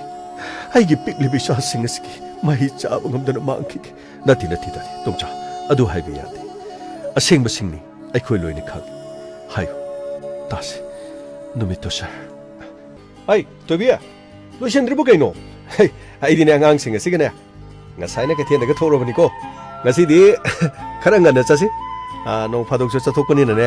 ꯑꯩꯈꯣꯏꯗꯤꯅꯦ ꯍꯥꯏꯔꯤꯁꯤꯅꯤꯍꯦ ꯌꯨꯝꯗꯒ ꯉꯁꯤꯗꯤ ꯍꯜꯂꯛꯑꯔꯣꯏꯗꯕꯅꯤꯍꯦ ꯑꯥꯗꯕꯨ ꯉꯥꯎꯗꯅ ꯑꯩꯗꯤꯕꯨꯀꯣ ꯑꯁ ꯑꯩꯈꯣꯏ ꯇꯥꯗꯣ ꯑꯩꯈꯣꯏ ꯃꯌꯥꯝꯗꯣ ꯑꯁ ꯂꯣꯏ ꯊꯦꯡꯅꯔꯗꯕꯅꯤ ꯑꯩꯁꯦ ꯑꯣ ꯏꯔꯥꯡꯗꯣ ꯌꯥꯝꯅ ꯐꯒꯅꯨꯀꯣ ꯑꯩꯗꯤꯅꯦ ꯉꯁꯤꯁꯦ ꯃꯤꯠꯀꯥꯏꯁꯦ ꯆꯣꯡꯉꯤ ꯒꯥꯔꯤꯒꯗꯣ ꯀꯟꯅ ꯊꯧꯕ ꯌꯥꯔꯣꯏꯀꯣ ꯀꯔꯤꯅꯣ ꯈꯪꯗꯦ ꯉꯁꯤꯗꯤ ꯏꯁꯥꯁꯦ ꯑꯅꯝ ꯑꯍꯥ ꯆꯨꯕꯗꯧꯅꯅꯦ ꯏꯅꯝ ꯅꯝꯕꯗꯧꯅ ꯇꯧꯏ ꯍꯣꯏ ꯏꯕꯦꯝꯃ ꯇꯧꯁꯟꯅꯔꯅꯨ ꯀꯗꯔ ꯐꯗꯔꯗꯣ ꯂꯣꯏꯅ ꯈꯪꯉꯕꯅꯤ ꯑꯩ ꯗꯨꯀꯥꯟꯒꯤ ꯁꯣꯒꯥꯏꯗꯣ ꯐꯖꯅ ꯑꯝꯇ ꯊꯝꯖꯔꯝꯃꯣ ꯑꯣ ꯊꯝꯃꯕꯅꯦ ꯑꯉꯥꯡ ꯑꯅꯤꯗꯨꯗꯤ ꯉꯁꯤ ꯗꯨꯀꯥꯟ ꯊꯣꯡ ꯍꯥꯡꯉꯔꯣꯏꯅ ꯍꯥꯏꯔꯕ ꯅꯠꯇ꯭ꯔꯣ ꯑꯁ ꯀꯗꯥꯏꯗꯒꯤꯅꯣꯗ ꯊꯣꯡ ꯍꯥꯡꯉꯔꯣꯏ ꯑꯗꯨꯗꯤ ꯃꯣꯏꯅꯅꯦ ꯉꯔꯥꯡ ꯅꯍꯥꯟꯗꯒꯤꯅꯤ ꯍꯌꯦꯡꯗꯤ ꯄꯤꯁ ꯔꯦꯂꯤ ꯑꯃ ꯂꯩ ꯄꯤꯁ ꯔꯦꯂꯤꯗꯨ ꯌꯥꯎꯔꯨꯅꯤ ꯗꯨꯀꯥꯟ ꯊꯣꯡ ꯍꯥꯡꯉꯒꯨꯝꯁꯤ ꯀꯩꯊꯦꯜꯗꯁꯨ ꯗꯨꯀꯥꯟ ꯊꯣꯡ ꯍꯥꯡꯒꯅꯨ ꯍꯥꯏꯔꯕꯅꯤ ꯑꯩꯈꯣꯏꯒꯤꯁꯨ ꯍꯥꯡꯉꯒꯨꯝꯁꯦꯅ ꯃꯣꯏ ꯑꯅꯤꯅ ꯍꯥꯏꯔꯤꯅꯤ ꯁꯝꯂꯨꯟꯒ ꯚꯥꯏꯇꯣꯟꯒꯔꯣ ꯃꯥꯅꯦ ꯄꯥꯏꯇꯦ ꯃꯆꯥ ꯑꯅꯤ ꯌꯥꯎꯔꯤꯗꯅ ꯃꯈꯣꯏꯁꯨ ꯍꯤꯡꯅꯅꯕ ꯂꯝꯕꯤꯁꯦ ꯑꯩꯈꯣꯏꯁꯤꯗꯤ ꯑꯣꯏꯖꯔꯤꯕꯅꯤꯅꯦ ꯂꯝꯗꯝ ꯑꯁꯤꯗ ꯄꯣꯛꯄ ꯆꯥꯎꯕ ꯑꯣꯏꯔꯕꯁꯨ ꯑꯩꯈꯣꯏꯅ ꯃꯈꯣꯏꯕꯨꯁꯨ ꯀꯥꯟꯅꯕ ꯄꯤꯔꯤꯕꯅꯤꯅꯦ ꯂꯝꯗꯝ ꯑꯁꯤꯗ ꯂꯩꯔꯤꯕ ꯆꯥꯅ ꯆꯤꯟꯅ ꯂꯩꯔꯤꯕ ꯀꯨꯀꯤ ꯂꯩꯔꯤꯕ ꯄꯥꯏꯇꯦ ꯂꯩꯔꯤꯕ ꯁꯤꯗ ꯂꯩꯔꯤꯕ ꯖꯧ ꯃꯩꯇꯩ ꯂꯩꯔꯤꯁꯦ ꯑꯩꯈꯣꯏ ꯅꯨꯡꯁꯤꯅꯅ ꯂꯩꯔꯤꯁꯤꯅꯤ ꯑꯩꯈꯣꯏꯅ ꯈꯔ ꯍꯩꯅꯗꯕ ꯍꯥꯏꯕꯕꯨꯅꯦ ꯑꯅꯧꯕ ꯂꯥꯛꯏꯕ ꯃꯩꯇꯩꯂꯣꯟ ꯉꯥꯡꯗꯕ ꯈꯔ ꯂꯥꯛꯏꯁꯦ ꯃꯁꯤꯅ ꯀꯝꯗꯧꯕꯅꯣ ꯈꯪꯗꯦ ꯃꯩꯇꯩꯂꯣꯟ ꯉꯥꯡꯉꯤ ꯈꯪꯗꯦ ꯑꯗꯩ ꯀꯨꯀꯤ ꯃꯔꯣꯟ ꯉꯥꯡꯉꯤ ꯈꯪꯗꯦ ꯄꯥꯏꯇꯦ ꯃꯔꯣꯟ ꯉꯥꯡꯉꯤ ꯈꯪꯗꯦ ꯆꯧ ꯃꯔꯣꯟ ꯉꯥꯡꯉꯤ ꯈꯪꯗꯦ ꯃꯣꯏꯅ ꯉꯥꯡꯉꯤꯁꯦ ꯀꯔꯤ ꯃꯔꯣꯟꯅꯣ ꯈꯪꯗꯦ ꯁꯛꯄꯨꯗꯤ ꯈꯔ ꯃꯥꯟꯅꯩ ꯍꯥꯏꯕꯕꯨ ꯑꯁ ꯃꯥꯟꯅꯕꯩ ꯋꯥꯕꯨꯗꯤ ꯃꯩꯇꯩꯒꯁꯨ ꯑꯗꯨꯝ ꯃꯥꯟꯅꯩꯗ ꯅꯣꯔꯠ ꯏꯁꯀꯤ ꯂꯩꯔꯤꯕ ꯃꯤꯁꯤꯡ ꯑꯦꯁꯤꯌꯥꯟꯒꯤ ꯂꯩꯔꯤꯕ ꯃꯤꯁꯤꯡꯁꯤ ꯃꯁꯛ ꯂꯣꯏ ꯃꯥꯟꯅꯩ ꯀꯩꯅꯣ ꯅꯠꯇ꯭ꯔꯅꯦ ꯑꯗꯨꯕꯨ ꯑꯩꯅ ꯍꯦꯛ ꯅꯨꯡꯉꯥꯏꯇꯕꯗꯤ ꯃꯣꯏ ꯃꯩꯇꯩꯂꯣꯟ ꯈꯪꯗꯕ ꯀꯥꯡꯕꯨꯁꯦ ꯃꯣꯏꯅ ꯍꯦꯛ ꯊꯧꯗꯥꯔꯛꯄ ꯒꯥꯔꯤ ꯁꯦꯝꯕꯗ ꯂꯥꯛꯄ ꯑꯣꯏꯔꯁꯨ ꯋꯥꯉꯥꯡ ꯁꯉꯥꯡꯁꯦ ꯊꯛꯁꯤ ꯈꯥꯁꯤ ꯏꯌꯥꯎ ꯌꯥꯎꯗꯦꯅꯦ ꯃꯣꯏꯁꯦ ꯁ꯭ꯋꯥꯏꯗ ꯂꯩꯕ ꯍꯥꯟꯅꯗꯒꯤ ꯂꯩꯃꯤꯟꯅꯩꯁꯤꯡꯁꯤꯗꯤ ꯑꯁ ꯑꯩꯈꯣꯏ ꯂꯣꯏ ꯅꯨꯡꯁꯤꯅꯦ ꯑꯩꯈꯣꯏ ꯀꯨꯝꯍꯩ ꯃꯣꯏ ꯀꯨꯝꯍꯩ ꯑꯃꯠꯇꯅꯤ ꯃꯁꯤ ꯁꯔꯨꯛ ꯌꯥꯃꯤꯟꯅꯩꯕ ꯌꯦꯡꯉꯣꯗꯅ ꯑꯩꯈꯣꯏꯅ ꯂꯩꯔꯤꯕ ꯌꯨꯝꯁꯤ ꯁꯤꯒꯤ ꯃꯄꯨꯁꯦ ꯌꯦꯡꯉꯨ ꯁꯤꯒꯤ ꯈꯨꯐꯁꯦ ꯌꯦꯡꯉꯣꯕ ꯌꯨꯝꯕꯨ ꯁꯥꯅꯤꯡꯕ ꯃꯑꯣꯡꯗ ꯁꯥꯎ ꯍꯥꯏꯔꯤꯅꯤ ꯃꯣꯏꯅ ꯅꯣꯏꯅ ꯁꯥꯅꯤꯡꯕꯗꯣ ꯑꯗꯨꯝ ꯁꯥꯎ ꯃꯣꯏ ꯄꯤꯐꯝ ꯊꯣꯛꯄ ꯑꯗꯨꯝ ꯐꯧꯕꯣ 10 ꯑꯗꯨꯝ ꯄꯤꯔ ꯂꯣꯏꯔꯦꯅ ꯑꯣ ꯌꯥꯔꯦ ꯁꯨꯝ ꯉꯥꯡꯗꯅ ꯂꯩꯔꯤꯉꯩꯗꯅꯦ ꯍꯤꯁꯇ꯭ꯔꯤꯗꯣ ꯐꯥꯛ ꯂꯩꯔꯤꯉꯩꯗ ꯂꯣꯏꯅ ꯃꯇꯝꯗꯣ ꯊꯦꯡꯈ꯭ꯔꯅꯤ ꯀꯩꯅꯣꯅꯦ ꯑꯩꯗꯤ ꯑꯉꯥꯡꯁꯤꯡꯁꯨ ꯂꯣꯏ ꯂꯣꯏꯁꯜꯂꯦ ꯌꯨꯡ ꯀꯔꯤꯃꯇ ꯍꯣꯔꯦꯟ ꯃꯐꯝꯗꯨꯗ ꯊꯣꯛ ꯌꯧꯔꯅꯤ ꯑꯗꯒꯤꯗꯤꯕ ꯑꯩꯗꯤꯕ ꯏꯆꯦꯟ ꯏꯕꯥꯏ ꯃꯌꯥꯝꯗꯣ ꯑꯁ ꯉꯥꯏꯈꯣꯅꯦ ꯅꯣꯏ ꯅꯅꯥꯎ ꯅꯨꯄꯤꯗꯨꯕꯨ ꯈꯔꯗꯤ ꯂꯤꯇꯛ ꯇꯧꯔꯝꯅꯤꯗ ꯃꯁꯛꯇꯨꯕꯨ ꯈꯪꯗꯦ ꯃꯥꯕꯨ ꯄꯥꯝꯃꯤꯕ ꯕꯣꯔꯗꯨꯁꯨ ꯄꯥꯝꯃꯤꯕ ꯍꯥꯏꯗꯨꯅꯤ ꯆꯤꯟꯗꯨꯗꯤ ꯈꯖꯤꯛꯇꯪ ꯇꯨꯝꯐꯥꯠ ꯇꯧꯕ꯭ꯔꯥ ꯀꯩꯅꯣꯝ ꯇꯧꯕꯅꯤ ꯑꯣ ꯌꯥꯔꯦ ꯏꯅꯥꯎꯅꯨꯄꯤꯅꯅꯦ ꯑꯩꯉꯣꯟꯗꯒꯤ ꯌꯥꯝ ꯍꯦꯜꯂꯤꯀꯣ ꯐꯖꯕ ꯌꯥꯝꯅ ꯍꯦꯜꯂꯤ ꯑꯣ ꯁꯤꯊꯕꯤꯔꯅꯣ ꯈꯪꯉꯦ ꯅꯪꯅ ꯍꯥꯏꯔꯤꯗꯣ ꯂꯣꯏꯅ ꯈꯪꯉꯤ ꯅꯪꯁꯤꯃ ꯈꯪꯕꯁꯤꯅ ꯊꯣꯏꯕꯤ ꯅꯣꯏ ꯀꯥꯡꯕꯨꯗ ꯐꯖꯕ ꯂꯩꯌꯦꯁꯦ ꯑꯩꯗꯤ ꯏꯇꯥ ꯇꯥꯗꯦꯗ ꯅꯣꯏ ꯏꯅꯦ ꯍꯣꯏꯗꯩ ꯍꯧꯔꯒ ꯑꯁ ꯅꯣꯏ ꯅꯆꯤꯟ ꯏꯅꯥꯎ ꯃꯌꯥꯝꯗ ꯐꯖꯕ ꯑꯝꯇꯕꯨ ꯎꯗꯦꯗ ꯅꯪꯉꯣꯟꯗꯒꯤ ꯆꯤꯡꯅ ꯌꯥꯔꯦ ꯉꯁꯤ ꯊꯕꯛ ꯆꯠꯇꯗꯅ ꯐꯤꯒ ꯂꯣꯏ ꯍꯣꯡꯇꯣꯛꯇꯅ ꯊꯣꯛꯀꯅꯤꯀꯣ ꯑꯩ ꯊꯕꯛ ꯆꯠꯂꯣꯏ ꯍꯥꯏꯁꯤꯅꯤ ꯏꯁꯥꯒ ꯈꯔ ꯅꯨꯡꯉꯥꯏꯇꯕꯅꯤ ꯏꯁꯥꯅ ꯏꯅꯝ ꯅꯝꯕꯁꯤꯗ ꯑꯣ ꯐꯥꯒꯤ ꯇꯧꯕꯅꯦ ꯅꯍꯥꯟ ꯃꯈꯩ ꯒꯥꯔꯤ ꯋꯥꯛꯁꯣꯞꯇ ꯁꯨꯝ ꯂꯩꯔꯦ ngasi khak luhong sakani to bududa sum nungai de nongon de sum bisa sanabi wani ke doroge as yare se ai di ayo gane ek to pai ro don macha ꯁꯠ ꯂꯣꯏꯁꯜꯂꯨ ꯀꯔꯤꯅꯣ ꯈꯪꯗꯦ ꯂꯣꯏꯁꯟꯕ ꯌꯥꯗꯗꯧꯔꯤꯅꯦ ꯃꯤ ꯁꯟꯅꯦꯅꯦ ꯌꯦꯡꯉꯣ ꯂꯩꯔꯤ ꯁꯟ 5ꯅꯤ ꯁꯤꯒꯤ ꯃꯆꯤꯟꯖꯥꯛꯁꯤꯡꯁꯦ ꯊꯕꯛ ꯆꯠꯊꯣꯛꯑꯒꯗꯤ ꯀꯅꯥꯅ ꯈꯪꯅꯤ ꯍꯣꯔꯦꯟ ꯂꯥꯛꯄ ꯐꯔꯛ ꯇꯥꯔꯦ ꯍꯌꯦꯡ ꯑꯌꯨꯛ ꯂꯥꯛꯑꯅꯤ ꯍꯥꯏꯇꯥꯔꯗꯤ ꯁꯟꯁꯤꯡꯁꯤꯒꯤ ꯃꯆꯤꯟꯖꯥꯛꯁꯤꯡꯁꯦ ꯍꯥꯞꯄꯝꯗꯕ ꯌꯥꯔꯤꯕ꯭ꯔꯣ ꯅꯠꯇꯦ ꯁꯤꯗ ꯂꯩꯔꯤꯕ ꯃꯤꯒꯤ ꯁꯦꯝꯃꯣꯅ ꯊꯝꯃꯤꯕ ꯒꯥꯔꯤ ꯃꯌꯥꯝ ꯃꯁꯤꯁꯨ ꯂꯣꯏꯅ ꯒꯦꯠ ꯁꯣ ꯂꯣꯟꯁꯤꯟꯗꯅ ꯊꯝꯃꯝꯗꯣꯔꯤꯕꯅꯤ ꯑꯃꯃꯝꯇ ꯑꯣꯏꯅ ꯊꯕꯛꯇꯤ ꯂꯣꯏꯅ ꯆꯠꯊꯣꯛꯀꯗ꯭ꯔ ꯌꯨꯝꯗ ꯃꯤ ꯑꯃ ꯂꯩꯒꯗꯕ ꯅꯠꯇꯦ ꯁꯤꯗ ꯃꯈꯨꯠ ꯃꯁꯥ ꯁꯪꯕꯅꯦ ꯁ꯭ꯋꯥꯏꯒꯤ ꯀꯥꯡꯕꯨ ꯈꯔ ꯑꯃ ꯂꯩꯔꯤ ꯑꯩꯈꯣꯏꯅ ꯆꯠꯊꯣꯛꯈ꯭ꯔꯦ ꯈꯜꯂꯤꯉꯩꯁꯤꯗ ꯃꯤꯒꯤ ꯖꯦꯅꯦꯔꯦꯇꯔ ꯁꯦꯝꯃꯒ ꯊꯝꯃꯝꯕꯁꯤ ꯊꯥꯡꯉꯔꯒꯅꯦ ꯍꯦꯛꯇꯅꯤ ꯒꯨꯂꯤ ꯆꯥꯕ ꯈꯔ ꯂꯩꯔꯤ ꯑꯐꯕ ꯅꯠꯇꯦꯕ ꯍꯣꯏꯗ ꯑꯗꯨꯗꯤ ꯑꯩ ꯉꯁꯥꯏꯅ ꯑꯩꯅꯁꯨ ꯂꯣꯏ ꯌꯦꯡꯉꯕꯅꯤ ꯃꯤꯒꯤꯁꯦ ꯊꯝꯃꯤꯕ ꯌꯦꯡꯉꯨ ꯑꯜꯇꯣ ꯀꯥꯔꯁꯨ ꯂꯩꯔꯤ ꯑꯗꯒꯤ ꯑꯇꯩ ꯂꯩꯔꯤ ꯑꯩꯈꯣꯏꯒꯤ ꯄꯣꯔꯁꯟꯒꯤꯁꯦ ꯑꯁꯤꯒꯤ ꯃꯅꯤꯡꯒꯤ ꯂꯥꯡꯒꯣꯟꯒꯤ ꯁꯔꯨꯛꯁꯦ ꯑꯩꯅ ꯂꯩꯕꯥꯛꯇ ꯊꯦꯡꯕꯁꯤ ꯀꯣꯂꯤꯡ ꯀꯥꯅꯦꯅ ꯊꯥꯡꯀꯠꯂꯒ ꯊꯝꯃꯝꯕꯅꯤꯀꯣ ꯑꯁꯤ ꯃꯈꯣꯡꯗ ꯃꯅꯥꯛꯇ ꯆꯪꯒꯅꯨ ꯍꯌꯦꯡ ꯂꯥꯛꯑꯒ ꯑꯩ ꯃꯈꯥꯗ ꯆꯦꯛꯀ ꯂꯣꯏ ꯉꯥꯛꯑꯒ ꯊꯝꯃꯤꯅꯤ ꯑꯁꯤꯒꯥꯏꯁꯤ ꯁꯣꯛꯀꯅꯤꯀꯣ ꯍꯣꯏ ꯌꯥꯔꯦ ꯅꯅꯥꯏꯅ ꯂꯣꯏꯅ ꯌꯦꯡꯖꯈ꯭ꯔꯕ ꯑꯉꯥꯡꯁꯤꯡꯗꯣ ꯒꯥꯔꯤꯗ ꯐꯖꯅ ꯑꯗꯨꯝ ꯍꯥꯞꯆꯜꯂꯣ ꯑꯩꯅꯦ ꯐꯥꯠ ꯂꯣꯏꯕꯒ ꯊꯣꯛꯂꯛꯑꯒꯦ ꯅꯪ ꯉꯥꯏꯕꯗ ꯑꯩꯗꯤꯕ ꯃꯤꯅ ꯉꯥꯎꯕ ꯍꯥꯟꯈ꯭ꯔꯅꯦꯅ ꯑꯩꯗꯤꯀꯣ ꯏꯁꯥꯁꯦ ꯏꯕꯥꯏꯈꯣꯏꯅ ꯑꯥꯗꯗꯤ ꯉꯥꯏꯔꯝꯃꯅꯤ ꯂꯥꯛꯇ꯭ꯔꯦ ꯀꯩꯅꯣ ꯇꯣꯝꯆꯥ ꯀꯩꯗꯧꯔꯕꯅꯣꯅ ꯑꯩ ꯌꯥꯎꯗ꯭ꯔꯗꯤ ꯀꯨꯝꯍꯩꯁꯤ ꯌꯥꯔꯣꯏꯗꯣꯔꯤꯅꯤ ꯅꯪꯕꯨ ꯀꯔꯝ ꯂꯣꯏꯁꯜꯂꯨ ꯀꯩꯗꯧꯔꯒꯦ ꯅꯪꯕꯨ ꯃꯃꯥ ꯌꯥꯔꯦꯗ ꯉꯁꯥꯏꯗꯒꯤ ꯉꯥꯡꯗꯅ ꯂꯩ ꯑꯩꯅꯅꯦ ꯋꯥꯁꯦ ꯉꯥꯡꯂꯕꯁꯨ ꯊꯕꯛꯁꯦ ꯁꯠ ꯂꯣꯏꯁꯜꯂꯤ ꯅꯪꯅ ꯈꯔ ꯌꯥꯎꯁꯟꯕꯤꯔꯛꯑꯗꯤ ꯉꯁꯥꯏꯅ ꯂꯣꯏꯔꯣꯏꯗ꯭ꯔꯣꯁꯦ ꯐꯥꯒꯤ ꯇꯧꯕꯅꯤꯗ ꯊꯣꯏꯕꯤ ꯅꯪꯉꯣꯟꯗ ꯉꯥꯡꯗꯅ ꯀꯅꯥꯗ ꯉꯥꯡꯗꯣꯏꯅꯣ ꯃꯤꯉꯣꯟꯗ ꯉꯥꯡꯕ ꯌꯥꯕ꯭ꯔꯅꯦ ꯑꯣ ꯈꯪꯉꯦ ꯑꯩꯁꯨ ꯈꯪꯉꯦ ꯌꯥꯔꯦꯁꯦ ꯂꯣꯏꯁꯜꯂꯒꯦ ꯐꯤꯁꯦ ꯑꯃꯈꯛꯇꯪ ꯉꯥꯏꯔꯦꯁꯦ ꯁꯤ ꯈꯛꯇꯪ ꯌꯥꯟꯁꯜꯂꯒ ꯂꯣꯏꯔꯦ ꯕꯦꯒꯁꯤ ꯄꯥꯏꯔꯒ ꯄꯨꯟꯁꯤ ꯆꯨꯞꯄꯒꯤ ꯊꯥꯗꯣꯛꯀꯗꯕ ꯌꯨꯝꯁꯨ ꯅꯠꯇꯕꯁꯤꯕꯨ ꯁꯣꯁꯤ ꯂꯣꯟꯁꯜꯂꯒꯦꯁꯦ ꯂꯥꯛꯑꯣ ꯒꯥꯔꯤ ꯁ꯭ꯇꯥꯔꯠ ꯇꯧꯔꯒꯦ ꯂꯥꯛꯑꯣ ꯆꯠꯂꯣ ꯄꯄꯥ ꯑꯩꯈꯣꯏꯒꯤ ꯅꯨꯃꯤꯠ ꯀꯌꯥꯅꯤ ꯂꯩꯔꯛꯇꯣꯏꯅꯣ ꯌꯥꯝ ꯀꯨꯏꯅ ꯂꯩꯔꯛꯄ ꯌꯥꯕ ꯅꯠꯇꯦ ꯑꯗꯨꯕꯨ ꯈꯪꯗꯦ ꯏꯕꯥꯏꯈꯣꯏꯅ ꯉꯥꯅꯨ ꯆꯥꯒꯣ ꯌꯦꯟ ꯆꯥꯒꯣ ꯑꯣꯛ ꯆꯥꯒꯣꯅ ꯁꯨꯝ ꯇꯧ ꯂꯩꯔꯗꯤ ꯅꯨꯃꯤꯠ 5ꯅꯤ 6ꯅꯤ ꯂꯩꯔꯛꯄ꯭ꯔꯁꯨ ꯈꯪꯗꯦꯗ ꯈꯪꯗꯦꯗ ꯃꯇꯝ ꯀꯨꯏꯅ ꯑꯗꯨꯋꯥꯏꯗ ꯁꯨꯝ ꯂꯩꯔꯣꯅ ꯐꯥꯖꯜꯂꯁꯨ ꯂꯩꯕ꯭ꯔꯁꯨ ꯈꯪꯄꯣꯟꯇꯦꯗ ꯑꯉꯥꯡꯁꯦ ꯄꯥꯕꯨꯡ ꯑꯗꯨꯗꯤ ꯌꯥꯝ ꯅꯨꯡꯉꯥꯏꯅꯤꯀோ ꯇꯨꯏꯁꯟꯁꯨ ꯆꯠꯂꯔꯣꯏ ꯁ꯭ꯀꯨꯜꯁꯨ ꯆꯠꯂꯔꯣꯏ ꯑꯗꯨꯗꯤ ꯃꯇꯝ ꯈꯔ ꯑꯗꯨꯝ ꯂꯩꯊꯣꯛꯔꯁꯤꯔꯥ ꯀꯔꯤꯅꯣꯅꯦ ꯍꯥꯏꯁꯤꯕꯨ ꯏꯆꯥ ꯂꯥꯛꯑꯣ ꯁꯦ ꯅꯃꯥ ꯂꯣꯏꯁꯜꯂꯦ ꯂꯥꯛꯑꯣ ꯑꯣ ꯂꯥꯛꯑꯦ ꯒꯥꯔꯤ ꯁ꯭ꯇꯥꯔꯠ ꯇꯧꯕꯤꯔꯣ ꯂꯥꯛꯑꯣ ꯆꯠꯁꯤ ꯑꯉꯥꯡꯁꯥ ꯆꯠꯂꯁꯤꯅꯦ ꯑꯗꯨꯗꯤ ꯍꯣꯏ ꯄꯄꯥ ꯅꯈꯣꯏ ꯑꯍꯨꯝꯁꯦ ꯅꯨꯄꯥ ꯂꯥꯕ ꯉꯥꯛꯇꯒ ꯑꯣꯏꯔꯦ ꯅꯤꯉꯣꯟ ꯑꯃꯠꯇ ꯌꯥꯎꯔꯗꯤꯅꯤ ꯈꯟꯕꯅꯦ ꯑꯗꯨꯕꯨ ꯌꯥꯗ꯭ꯔꯦ ꯅꯤꯉꯣꯟ ꯇꯥꯟꯕꯗ ꯂꯥꯕ ꯉꯥꯛꯇ ꯉꯥꯏꯔꯦ ꯌꯥꯔꯦ ꯃꯣꯏ ꯄꯥꯕꯨꯡ ꯑꯩꯅ ꯍꯥꯏꯔꯤꯁꯤꯅ ꯃꯤꯠꯀ ꯃꯤꯠ ꯆꯣꯡꯕꯅꯦ ꯂꯝꯕꯤꯗ ꯌꯦꯡꯉꯣ ꯃꯥꯏꯗꯨ ꯂꯝꯕꯤꯗ ꯌꯦꯡꯉꯣꯕ ꯌꯥꯔꯦꯗ ꯊꯣꯏꯕꯤ ꯅꯪ ꯃꯔꯣꯜ ꯑꯃ ꯁꯩꯗ ꯑꯣꯏꯕ ꯐꯖꯩꯍꯦ ꯅꯨꯄꯥꯁꯤꯗꯤ ꯃꯃꯥꯏꯒꯁꯤ ꯊꯣꯟ ꯂꯥꯎꯔꯒ ꯌꯦꯡꯉꯨꯅꯦ ꯑꯝꯇ ꯌꯦꯡꯉꯨꯅꯦ ꯌꯥꯔꯦꯕ ꯀꯔꯤꯅꯣ ꯈꯪꯗꯦ ꯅꯠꯇꯦ ꯑꯁꯤꯕꯨ ꯍꯌꯦꯡ ꯏꯅꯥꯎ ꯅꯨꯄꯥ ꯑꯣꯏꯗꯣꯔꯤꯃꯤ ꯇꯧꯔꯤꯁꯦ ꯌꯦꯡꯉꯨꯅꯦ ꯊꯣꯟ ꯍꯦꯛ ꯂꯥꯎꯔ ꯃꯃꯥꯏꯁꯤ ꯇꯧꯕꯗꯤ ꯈꯔꯨꯡꯒꯤ ꯃꯤꯗꯤ ꯃꯥꯟꯗ꯭ꯔꯦ ꯑꯗꯨꯕꯨ ꯃꯆꯥꯗꯤ ꯑꯗꯨꯝ ꯄꯥꯏꯕ ꯌꯥꯕ ꯃꯤꯗꯤ ꯑꯣꯏꯅꯤ ꯈꯪꯗꯦꯅꯦ ꯑꯗꯨꯝ ꯊꯕꯛ ꯃꯆꯥ ꯑꯃ ꯇꯧꯋꯦ ꯍꯥꯏꯕꯅꯤ ꯌꯥꯔꯦꯁꯦ ꯑꯝꯇ ꯂꯥꯛꯑꯣ ꯃꯣꯏ ꯄꯥꯕꯨꯡ ꯁꯣꯝꯗ ꯑꯝꯇ ꯂꯥꯛꯑꯣ ꯀꯩꯗꯧꯔꯒꯦꯕ ꯑꯁꯣꯝꯗ ꯆꯨꯔꯆꯥꯟꯄꯨꯔꯗ ꯏꯔꯥꯡ ꯇꯧꯏ ꯍꯥꯏꯔꯤ ꯀꯔꯤ ꯏꯔꯥꯡꯅꯣꯅꯦ ꯍꯥꯏꯁꯤꯕꯣ ꯀꯔꯤꯅꯣ ꯃꯣꯏꯒꯤ ꯒꯦꯠ ꯃꯩ ꯊꯥꯏ ꯍꯥꯏꯕ꯭ꯔꯥ ꯑꯗꯨ ꯇꯧꯏ ꯇꯨꯔꯕꯨꯡꯂꯣꯝꯗ ꯃꯩ ꯑꯃꯅꯤ ꯆꯥꯛꯄ ꯍꯧꯔꯦ ꯍꯥꯏꯕ꯭ꯔꯥ ꯀꯩꯅꯣ ꯍꯥꯏ ꯀꯩꯁꯨ ꯇꯧꯔꯣꯏꯗ ꯀꯅꯥꯅ ꯊꯥꯔꯤꯖꯥꯠꯅꯣꯅꯦ ꯈꯪꯗꯦꯗ ꯊꯥꯕꯅꯤ ꯍꯥꯏ ꯊꯥꯗꯕꯅꯤ ꯍꯥꯏ ꯀꯔꯤꯅꯣ ꯌꯥꯝ ꯍꯥꯏꯅꯩ ꯐꯦꯁꯕꯨꯛꯇꯒ ꯀꯩꯅꯣ ꯌꯥꯝ ꯊꯥꯒꯠꯅꯔ ꯃꯥꯜꯂꯤ ꯑꯗꯥꯏꯗ ꯂꯩꯕ ꯃꯤꯗꯤ ꯌꯨꯝ ꯊꯥꯗꯣꯛꯇꯨꯅ ꯆꯦꯟꯅꯔꯤ ꯍꯥꯏ ꯀꯔꯤꯅꯣꯅꯦ ꯍꯥꯏꯁꯤꯕꯣ ꯑꯗꯨ ꯋꯥꯗꯨꯕꯨ ꯆꯨꯝꯃꯕ꯭ꯔꯅꯦ ꯑꯩꯁꯨ ꯍꯧꯖꯤꯛꯀꯛꯇ ꯃꯌꯥꯝꯅ ꯅꯤꯡꯕꯨ ꯉꯥꯡꯅꯔꯛꯄꯅꯦ ꯑꯗꯥꯏꯗ ꯂꯩꯕ ꯃꯤꯗ ꯐꯣꯟ ꯇꯧꯕꯗ ꯐꯣꯟꯒ ꯑꯃꯨꯛꯇ ꯄꯥꯏꯔꯛꯇꯦ ꯑꯃꯨꯛꯇ ꯉꯥꯏꯈꯣ ꯁ꯭ꯋꯥꯏꯗ ꯑꯝꯇ ꯂꯥꯛꯁꯤ ꯃꯍꯧꯁꯥ ꯏꯔꯥꯡ ꯈꯔꯒ ꯇꯧꯔꯒ ꯑꯗꯨꯝ ꯍꯟꯖꯟꯈꯤꯕꯁꯨ ꯑꯗꯨꯝ ꯌꯥꯎꯏ ꯑꯗꯨꯝ ꯍꯟꯖꯟꯈꯤꯗꯧ ꯑꯣꯏꯔꯝꯒꯅꯤꯗ ꯑꯩꯗꯤ ꯌꯥꯝ ꯄꯥꯈꯠꯂꯦ ꯑꯩꯅ ꯃꯤꯠꯀ ꯆꯣꯡꯉꯦꯒ ꯍꯥꯏꯔꯤꯗꯨꯒ ꯊꯣꯛꯏꯕ ꯊꯧꯗꯣꯛꯁꯤꯒꯅ ꯌꯥꯝꯅ ꯇꯜꯂꯦꯕ ꯑꯃꯨꯛꯇ ꯉꯥꯏꯈꯣꯗ ꯅꯪꯁꯨ ꯊꯣꯏꯕꯤ ꯍꯦꯛꯇ ꯈꯟꯖꯜꯂꯤ ꯅꯪꯁꯨ ꯉꯥꯏꯈꯣ ꯑꯃꯨꯛꯇ ꯅꯠꯇ꯭ꯔꯒ ꯑꯩ ꯆꯠꯂꯒ ꯑꯩ ꯌꯦꯡꯉꯨꯁꯨ ꯍꯥꯏꯕ꯭ꯔꯣ ꯅꯠꯇꯦ ꯆꯠꯄ ꯀꯗꯥꯏ ꯌꯥꯗꯣꯏꯅꯣꯗ ꯏꯔꯥꯡ ꯃꯔꯛꯇꯨꯗꯤ ꯀꯗꯥꯏ ꯆꯠꯂꯨꯒꯦ ꯍꯥꯏꯔꯤꯅꯣ ꯍꯧꯖꯤꯛꯀꯥꯟꯁꯨ ꯉꯜꯂꯤ ꯄꯨꯡ 3:30 ꯁꯤ ꯂꯨꯍꯣꯡꯕ ꯍꯧꯗ ꯉꯥꯏꯔꯤ ꯀꯩꯅꯣ ꯌꯥꯗꯦ ꯌꯨꯝꯗ ꯆꯠꯄꯒꯗꯤ ꯌꯥꯗꯦꯁꯦ ꯅꯪꯁꯨ ꯈꯟꯗꯅ ꯌꯦꯡꯉꯨ ꯃꯤꯒꯤ ꯁꯦꯝꯃꯣꯅ ꯊꯝꯍꯧꯔꯤꯕ ꯒꯥꯔꯤ ꯃꯌꯥꯝ ꯅꯠꯇꯦ ꯁꯟꯁꯤꯡꯗꯨꯁꯨ ꯂꯩꯍꯧꯔꯤ ꯑꯩꯅꯅꯦ ꯁꯟꯒꯥꯗꯣ ꯂꯣꯏ ꯃꯆꯤꯟꯖꯥꯛ ꯂꯣꯏ ꯍꯥꯞꯄꯝꯃꯕꯅꯤꯁꯦ ꯉꯥꯏꯈꯣ ꯍꯌꯦꯡ ꯐꯥꯎꯗꯤ ꯌꯦꯡꯉꯁꯤ ꯉꯁꯤꯒꯤꯗꯤ ꯂꯨꯍꯣꯡꯕ ꯂꯣꯏꯔꯒꯅꯤ ꯌꯨꯝꯗꯒ ꯍꯟꯕ ꯌꯥꯗ꯭ꯔꯦꯀꯣ ꯀꯔꯤꯅꯣ ꯐꯦꯁꯕꯨꯛꯇ ꯀꯔꯤꯗ ꯊꯥꯒꯠꯂꯤ ꯃꯌꯥꯝꯁꯦ ꯑꯃꯨꯛꯇ ꯌꯦꯡꯈꯤ ꯑꯩ ꯂꯨꯍꯣꯡꯕꯒꯅꯦ ꯑꯩ ꯀꯔꯤꯃꯠꯇ ꯑꯩ ꯆꯪꯗ꯭ꯔꯦ ꯅꯆꯟ ꯅꯨꯄꯤꯅꯤꯅꯦ ꯐꯔꯁꯨ ꯐꯠꯇ꯭ꯔꯁꯨ ꯗꯥꯟ ꯊꯥꯗꯔꯝꯃꯒ ꯀꯔꯤꯅꯣ ꯍꯣꯏ ꯂꯥꯛꯑꯣ ꯁꯣꯝꯗ ꯂꯥꯛꯑꯣ ꯑꯉꯥꯡꯁꯤꯡꯒꯥꯏꯁꯦ ꯑꯃꯨꯛꯇ ꯂꯥꯛꯑꯣ ꯑꯝꯇ ꯌꯦꯡꯁꯤꯜꯂꯛꯑꯣ ꯅꯪꯅ ꯄꯪꯄꯥꯗ ꯄꯥꯈꯠ ꯌꯦꯡꯉꯨꯅꯦ ꯅꯅꯥꯎ ꯅꯨꯄꯤꯁꯦ ꯃꯆꯤꯟꯁꯤ ꯈꯨꯡꯃꯨꯛꯀ ꯇꯨꯝꯊꯣꯛꯈ꯭ꯔꯦꯅꯦ ꯃꯣꯏꯒꯤ ꯀꯩꯅꯥ ꯀꯦꯕꯤꯕꯁꯤꯅ ꯀꯩꯅꯣ ꯈꯖꯥꯏ ꯅꯥꯀꯟ ꯅꯥꯀꯟꯁꯦ ꯀ꯭ꯋꯥ ꯃꯔꯨ ꯇꯪꯈꯥꯏ ꯑꯃꯃꯨꯛ ꯃꯣꯟꯕ꯭ꯔꯥ ꯀꯩꯅꯣꯅꯦ ꯈꯖꯥꯏꯁꯤ ꯈꯔ ꯇꯣꯡꯈꯠꯄ ꯀꯩꯅꯣ ꯇꯧꯋꯤꯗ ꯉꯁꯥꯏꯗꯤ ꯈꯖꯥꯏꯁꯤ ꯀꯨꯠ ꯂꯧꯗꯥꯏꯅꯦ ꯑꯁ ꯌꯥꯔꯦ ꯀꯩꯗꯧꯔꯒꯦ ꯑꯩꯅ ꯑꯁꯣꯝꯒꯤ ꯃꯊꯥ ꯁꯥꯔꯤ ꯃꯥꯅ ꯁꯤꯗ ꯑꯃꯨꯛ ꯌꯦꯡꯗꯅ ꯂꯩꯔꯤ ꯂꯥꯛꯑꯣ ꯁꯣꯝꯗ ꯂꯥꯛꯑꯣ ꯂꯥꯛꯑꯦ ꯑꯁ ꯀꯔꯤꯅꯣꯅꯦ ꯇꯥꯔꯤꯕ ꯄꯥꯎꯁꯤꯕꯨ ngahak saunaraga kaidorga tokhradi phanida sum kansaladi kamai tawni hai somda laune noibo somda mukta laune kaidorgi bai susangpur to somda bera kar malene to bungi saitu to mai thadana mi loina chenar malene as karino mi ga chu thangna ka ga hale hebra kenu harine asinguri bai haisibo mani nei wasi ha sondagi tamnarabani mi khudima nang phone do hangtogi yemune as phone ga jo कराई से गाड़ी दे थमा वाले अमत लौर की मोय पाबो थोकी बदिया रो को सत्की बदिया रो को हाय तोमसा सत बदिया रो को चलो ए लाग जागी आई अदुम लाग जागी दा का अंगां नु बिहुं दो चा जा बोंदे दा करी नो ने तारी को पाऊ नो करी नो ने मी की गाड़ी अस थम मी बु मयाम तौ मी मयाम अदगी ओखै ताजो खोय अदगी मयाम दर कमाई तोबा अस पाऊ लोंग गम तंग लगे कमाई तोर जान करीनो तौरीजो काइदगी हौरैनो मोइगी पीस रैलीने तौरीदो मीदो खयाम अमा तौबनी ngасai मोंग अमदि खल्लिने आइना ngasiसे तोमचा अदुदि इचिनाउसिंगी सर इचिनाउसिंग लोइनामा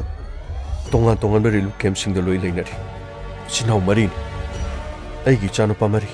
आइगी लोइनाबि अदुगा नुमिद अदुदा आइगी लोइनाबिगी मागी मनाउ नुपि लोहोंबगिने हाइदुना तोरबुंगदा लाखे करिगुंबा लोहोंबगी थौदोगदु अखोइसु चटलमदबा तारबदि खुदोंग थिबसि सोइदना थोलमबि सर यामना लुरी वर्कशॉप तौदुना मिपान तांगदना सेंथोकलमी खरा थोकलगा हिंगलमनि अदुबु ngasiदि वर्कशॉप ता लेबा मीगी सेमनबा थमलमबा गारिसिंग वर्कशॉप की खुजु खुलाई पुनम अदुगा कईगी फौ याउना तुमना लोइना मई चाक्रे हौजिक्ति रिलीफ कैम्पसु अहम लाखिबदि यामना वाना लाखिब अदुगा ngасai te mamana tamkibadu maduga chap manana aigi yamasing aigi sinauksing di yamna wana laki aidi mafam asida leirabanina thodokadu karimata ingonda di nangkidri adu sir hojik relief camp tasu leifam leitabana mari mata amagi yumda adu baklei asuk warba matam asida lengang na yamlabasu yamdrabasu compensation khara pigani haiba asi relief camp da leitaba kangu मखोइगिदि खर तपना पीगने हाइबो वाइ असि ताबदा थमोइदि हेना अवाबा पोलुम अमो हेले sir चुचानपुरगी नाथल मैते लेखाइदा workshop तौदुना पाइते मसा अनि अहुमसु थबुक पीदुना मखोइबसु कानाहलिबनि sir आइगी लोइना बियमदि चामरिगा लोइना चुचानपुरगी नाथल मैते लेखाइदा हिंगलम्बा मियोय अमन अदुबु हौखिबा था अहुमसिदा कुकिसिंगनि युम्मै तुमना थादोक पिखिबदि लाजेनरक्तुना थमना Poppy Hong relief camp अमदा मतम खरा लेरमलो मतुंगदा रिलीफ कैम्प अदो थुपचिनकी मदुदगी थमना पोपी दा लेबा मरी मता अमगी युमदा ngasi फावबदि लेरक्ति ओइरिबा फिबम मसिदि हिंगनबगी पाम्पै अमता लेत्रि तसेंगना हारबदा हक्चांगी पार्टसिंग असे फक फक तुना फावै योलबदा मदुदा पेलर सर अवाना तादुना मयुम मकै लोइन मै थादोक वाना पुंसी लोइन मक लेलिबा ngaktani sir lengakna lanjenarakpa puno po chan mirai naidana मखोइ मखोइगी फंफम थोप सक्थुंगदो पिहनिंग sir अवाबा तारबा lanjenarakpa मियोइ सिंगी मनुंगदा रिलीफ कैम्प ता लेबना lengakna पिरिबा खुदोंग चाबा सिंगदो हाना फंगनगनि अदुगा मरी मतागी युमदा लेबा lanjenarakpa सिंगना तपना कोना पिगनि हारिबा वफम सिबु कयामुक amna चुम्बो वफम चप मानना लोइना वामिननि मंगाक्तनि रिलीफ कैम्प दा लेरगे हारबसु थमना पोपी माइकै रोम दा रिलीफ कैम्प अमथा लेथ्रे इसामक मरी लेनबा तोंगा डिपार्टमेंट सिंग मियोइ सुग उनदुना क्वाक्ता दा सारिबा प्री फैब्रिकेटेड हाउस दा फावबा मतम खर लेरगेना आई मदु फावबा हाइजरोरबनि सर अदुबु हौजिक फावबगी ओइनादि लेफम लेतबना वारबसु वाना मरी मथागी हुमदा दुमक लेथि मेगी तांग हुमदा चुचारपुर दा थोकिबा थौदोगदो तसेंगना आई नंगलमलबदि आई करी ओइगन तसेंगना हारबदि सर कईदा हातुना थंबो फबोट कुंथ्रागनि थोय आई हाकिसु अदुगा आईगी अपोकपगी ꯀꯩꯗ ꯍꯥꯞꯇꯨꯅ ꯊꯝꯕ ꯐꯧꯕꯣꯠ ꯀꯨꯟꯊ꯭ꯔꯥꯒꯤ ꯃꯊꯛꯇ ꯃꯁꯤꯗ ꯅꯠꯇꯅ ꯏꯁꯥꯅ ꯍꯥꯡꯖꯕ ꯋꯥꯛꯁꯣꯞꯇ ꯃꯤꯅ ꯁꯦꯝꯅꯕ ꯊꯝꯕ ꯑꯜꯇꯣ ꯀꯥꯔ ꯑꯗꯨꯒ ꯚꯦꯟ ꯒꯥꯔꯤ ꯃꯆꯥ ꯀꯌꯥ ꯑꯩ ꯏꯁꯥꯒꯤ ꯂꯩꯖꯕ ꯐꯣꯔꯁꯟ ꯑꯗꯨꯒ ꯄꯨꯟꯅ ꯒꯥꯔꯤ ꯃꯆꯥ ꯃꯆꯥ ꯒꯥꯔꯤ 12 ꯍꯦꯟꯅ ꯇꯨꯝꯅ ꯃꯩꯅ ꯆꯥꯛꯈ꯭ꯔꯦ ꯋꯥꯛꯁꯣꯞ ꯑꯁꯤꯗ ꯁꯦꯝꯅꯕ ꯊꯝꯕ ꯋꯥꯇꯔ ꯄꯝ ꯃꯩꯅ ꯆꯥꯛꯄꯗ ꯄꯨꯝꯅꯃꯛ ꯌꯥꯎꯈ꯭ꯔꯦ ꯏꯔꯥꯡ ꯐꯔꯕ ꯃꯇꯨꯡꯗ ꯋꯥꯛꯁꯣꯞ ꯑꯁꯤꯗ ꯁꯦꯝꯅꯅꯕ ꯊꯝꯕ ꯃꯩ ꯆꯥꯛꯈ꯭ꯔꯕ ꯄꯣꯠꯂꯝꯁꯤꯡ ꯑꯗꯨ ꯃꯄꯨꯁꯤꯡ ꯑꯗꯨꯅ ꯑꯩꯉꯣꯟꯗ ꯁꯣꯏꯗꯅ ꯁꯤꯡꯉꯨ ꯍꯥꯏꯅ ꯍꯥꯏꯔꯛꯈꯤꯒꯅꯤ ꯁꯔ ꯍꯥꯏꯔꯤꯕ ꯄꯣꯠꯂꯝꯁꯤꯡ ꯑꯁꯤꯕꯨ ꯑꯩꯅ ꯃꯇꯧ ꯀꯔꯝꯅ ꯄꯤꯕ ꯉꯝꯒꯗꯧꯔꯤꯕꯅꯣ ꯁꯔ ꯌꯨꯝꯗ ꯂꯣꯏꯖꯕ ꯁꯟ 5 ꯃꯩꯅ ꯇꯨꯝꯅ ꯆꯥꯛꯈ꯭ꯔꯕ꯭ꯔꯥ ꯅꯠꯇ꯭ꯔꯒꯅ ꯃꯈꯣꯏꯅ ꯌꯨꯝꯗꯒꯤ ꯆꯤꯡꯗꯨꯅ ꯄꯨꯔꯒ ꯀꯛꯇꯨꯅ ꯍꯥꯠꯇꯨꯅ ꯆꯥꯈ꯭ꯔꯕ꯭ꯔꯥ ꯍꯥꯏꯔꯕꯁꯨ ꯈꯪꯗꯦ ꯁꯔ ꯐꯖꯔꯕꯁꯨ ꯊꯤꯔꯕꯁꯨ ꯆꯍꯤ ꯀꯌꯥ ꯆꯪꯅ ꯁꯦꯝꯖꯈꯤꯕ ꯁꯥꯖꯈꯤꯕ ꯌꯨꯝꯅꯤ ꯁꯔ ꯌꯥꯝꯅ ꯋꯥꯅ ꯂꯩꯇꯅ ꯌꯨꯝ ꯑꯃꯗꯤ ꯋꯥꯛꯁꯣꯞ ꯑꯗꯣ ꯁꯥꯖꯈꯤꯕꯅꯤ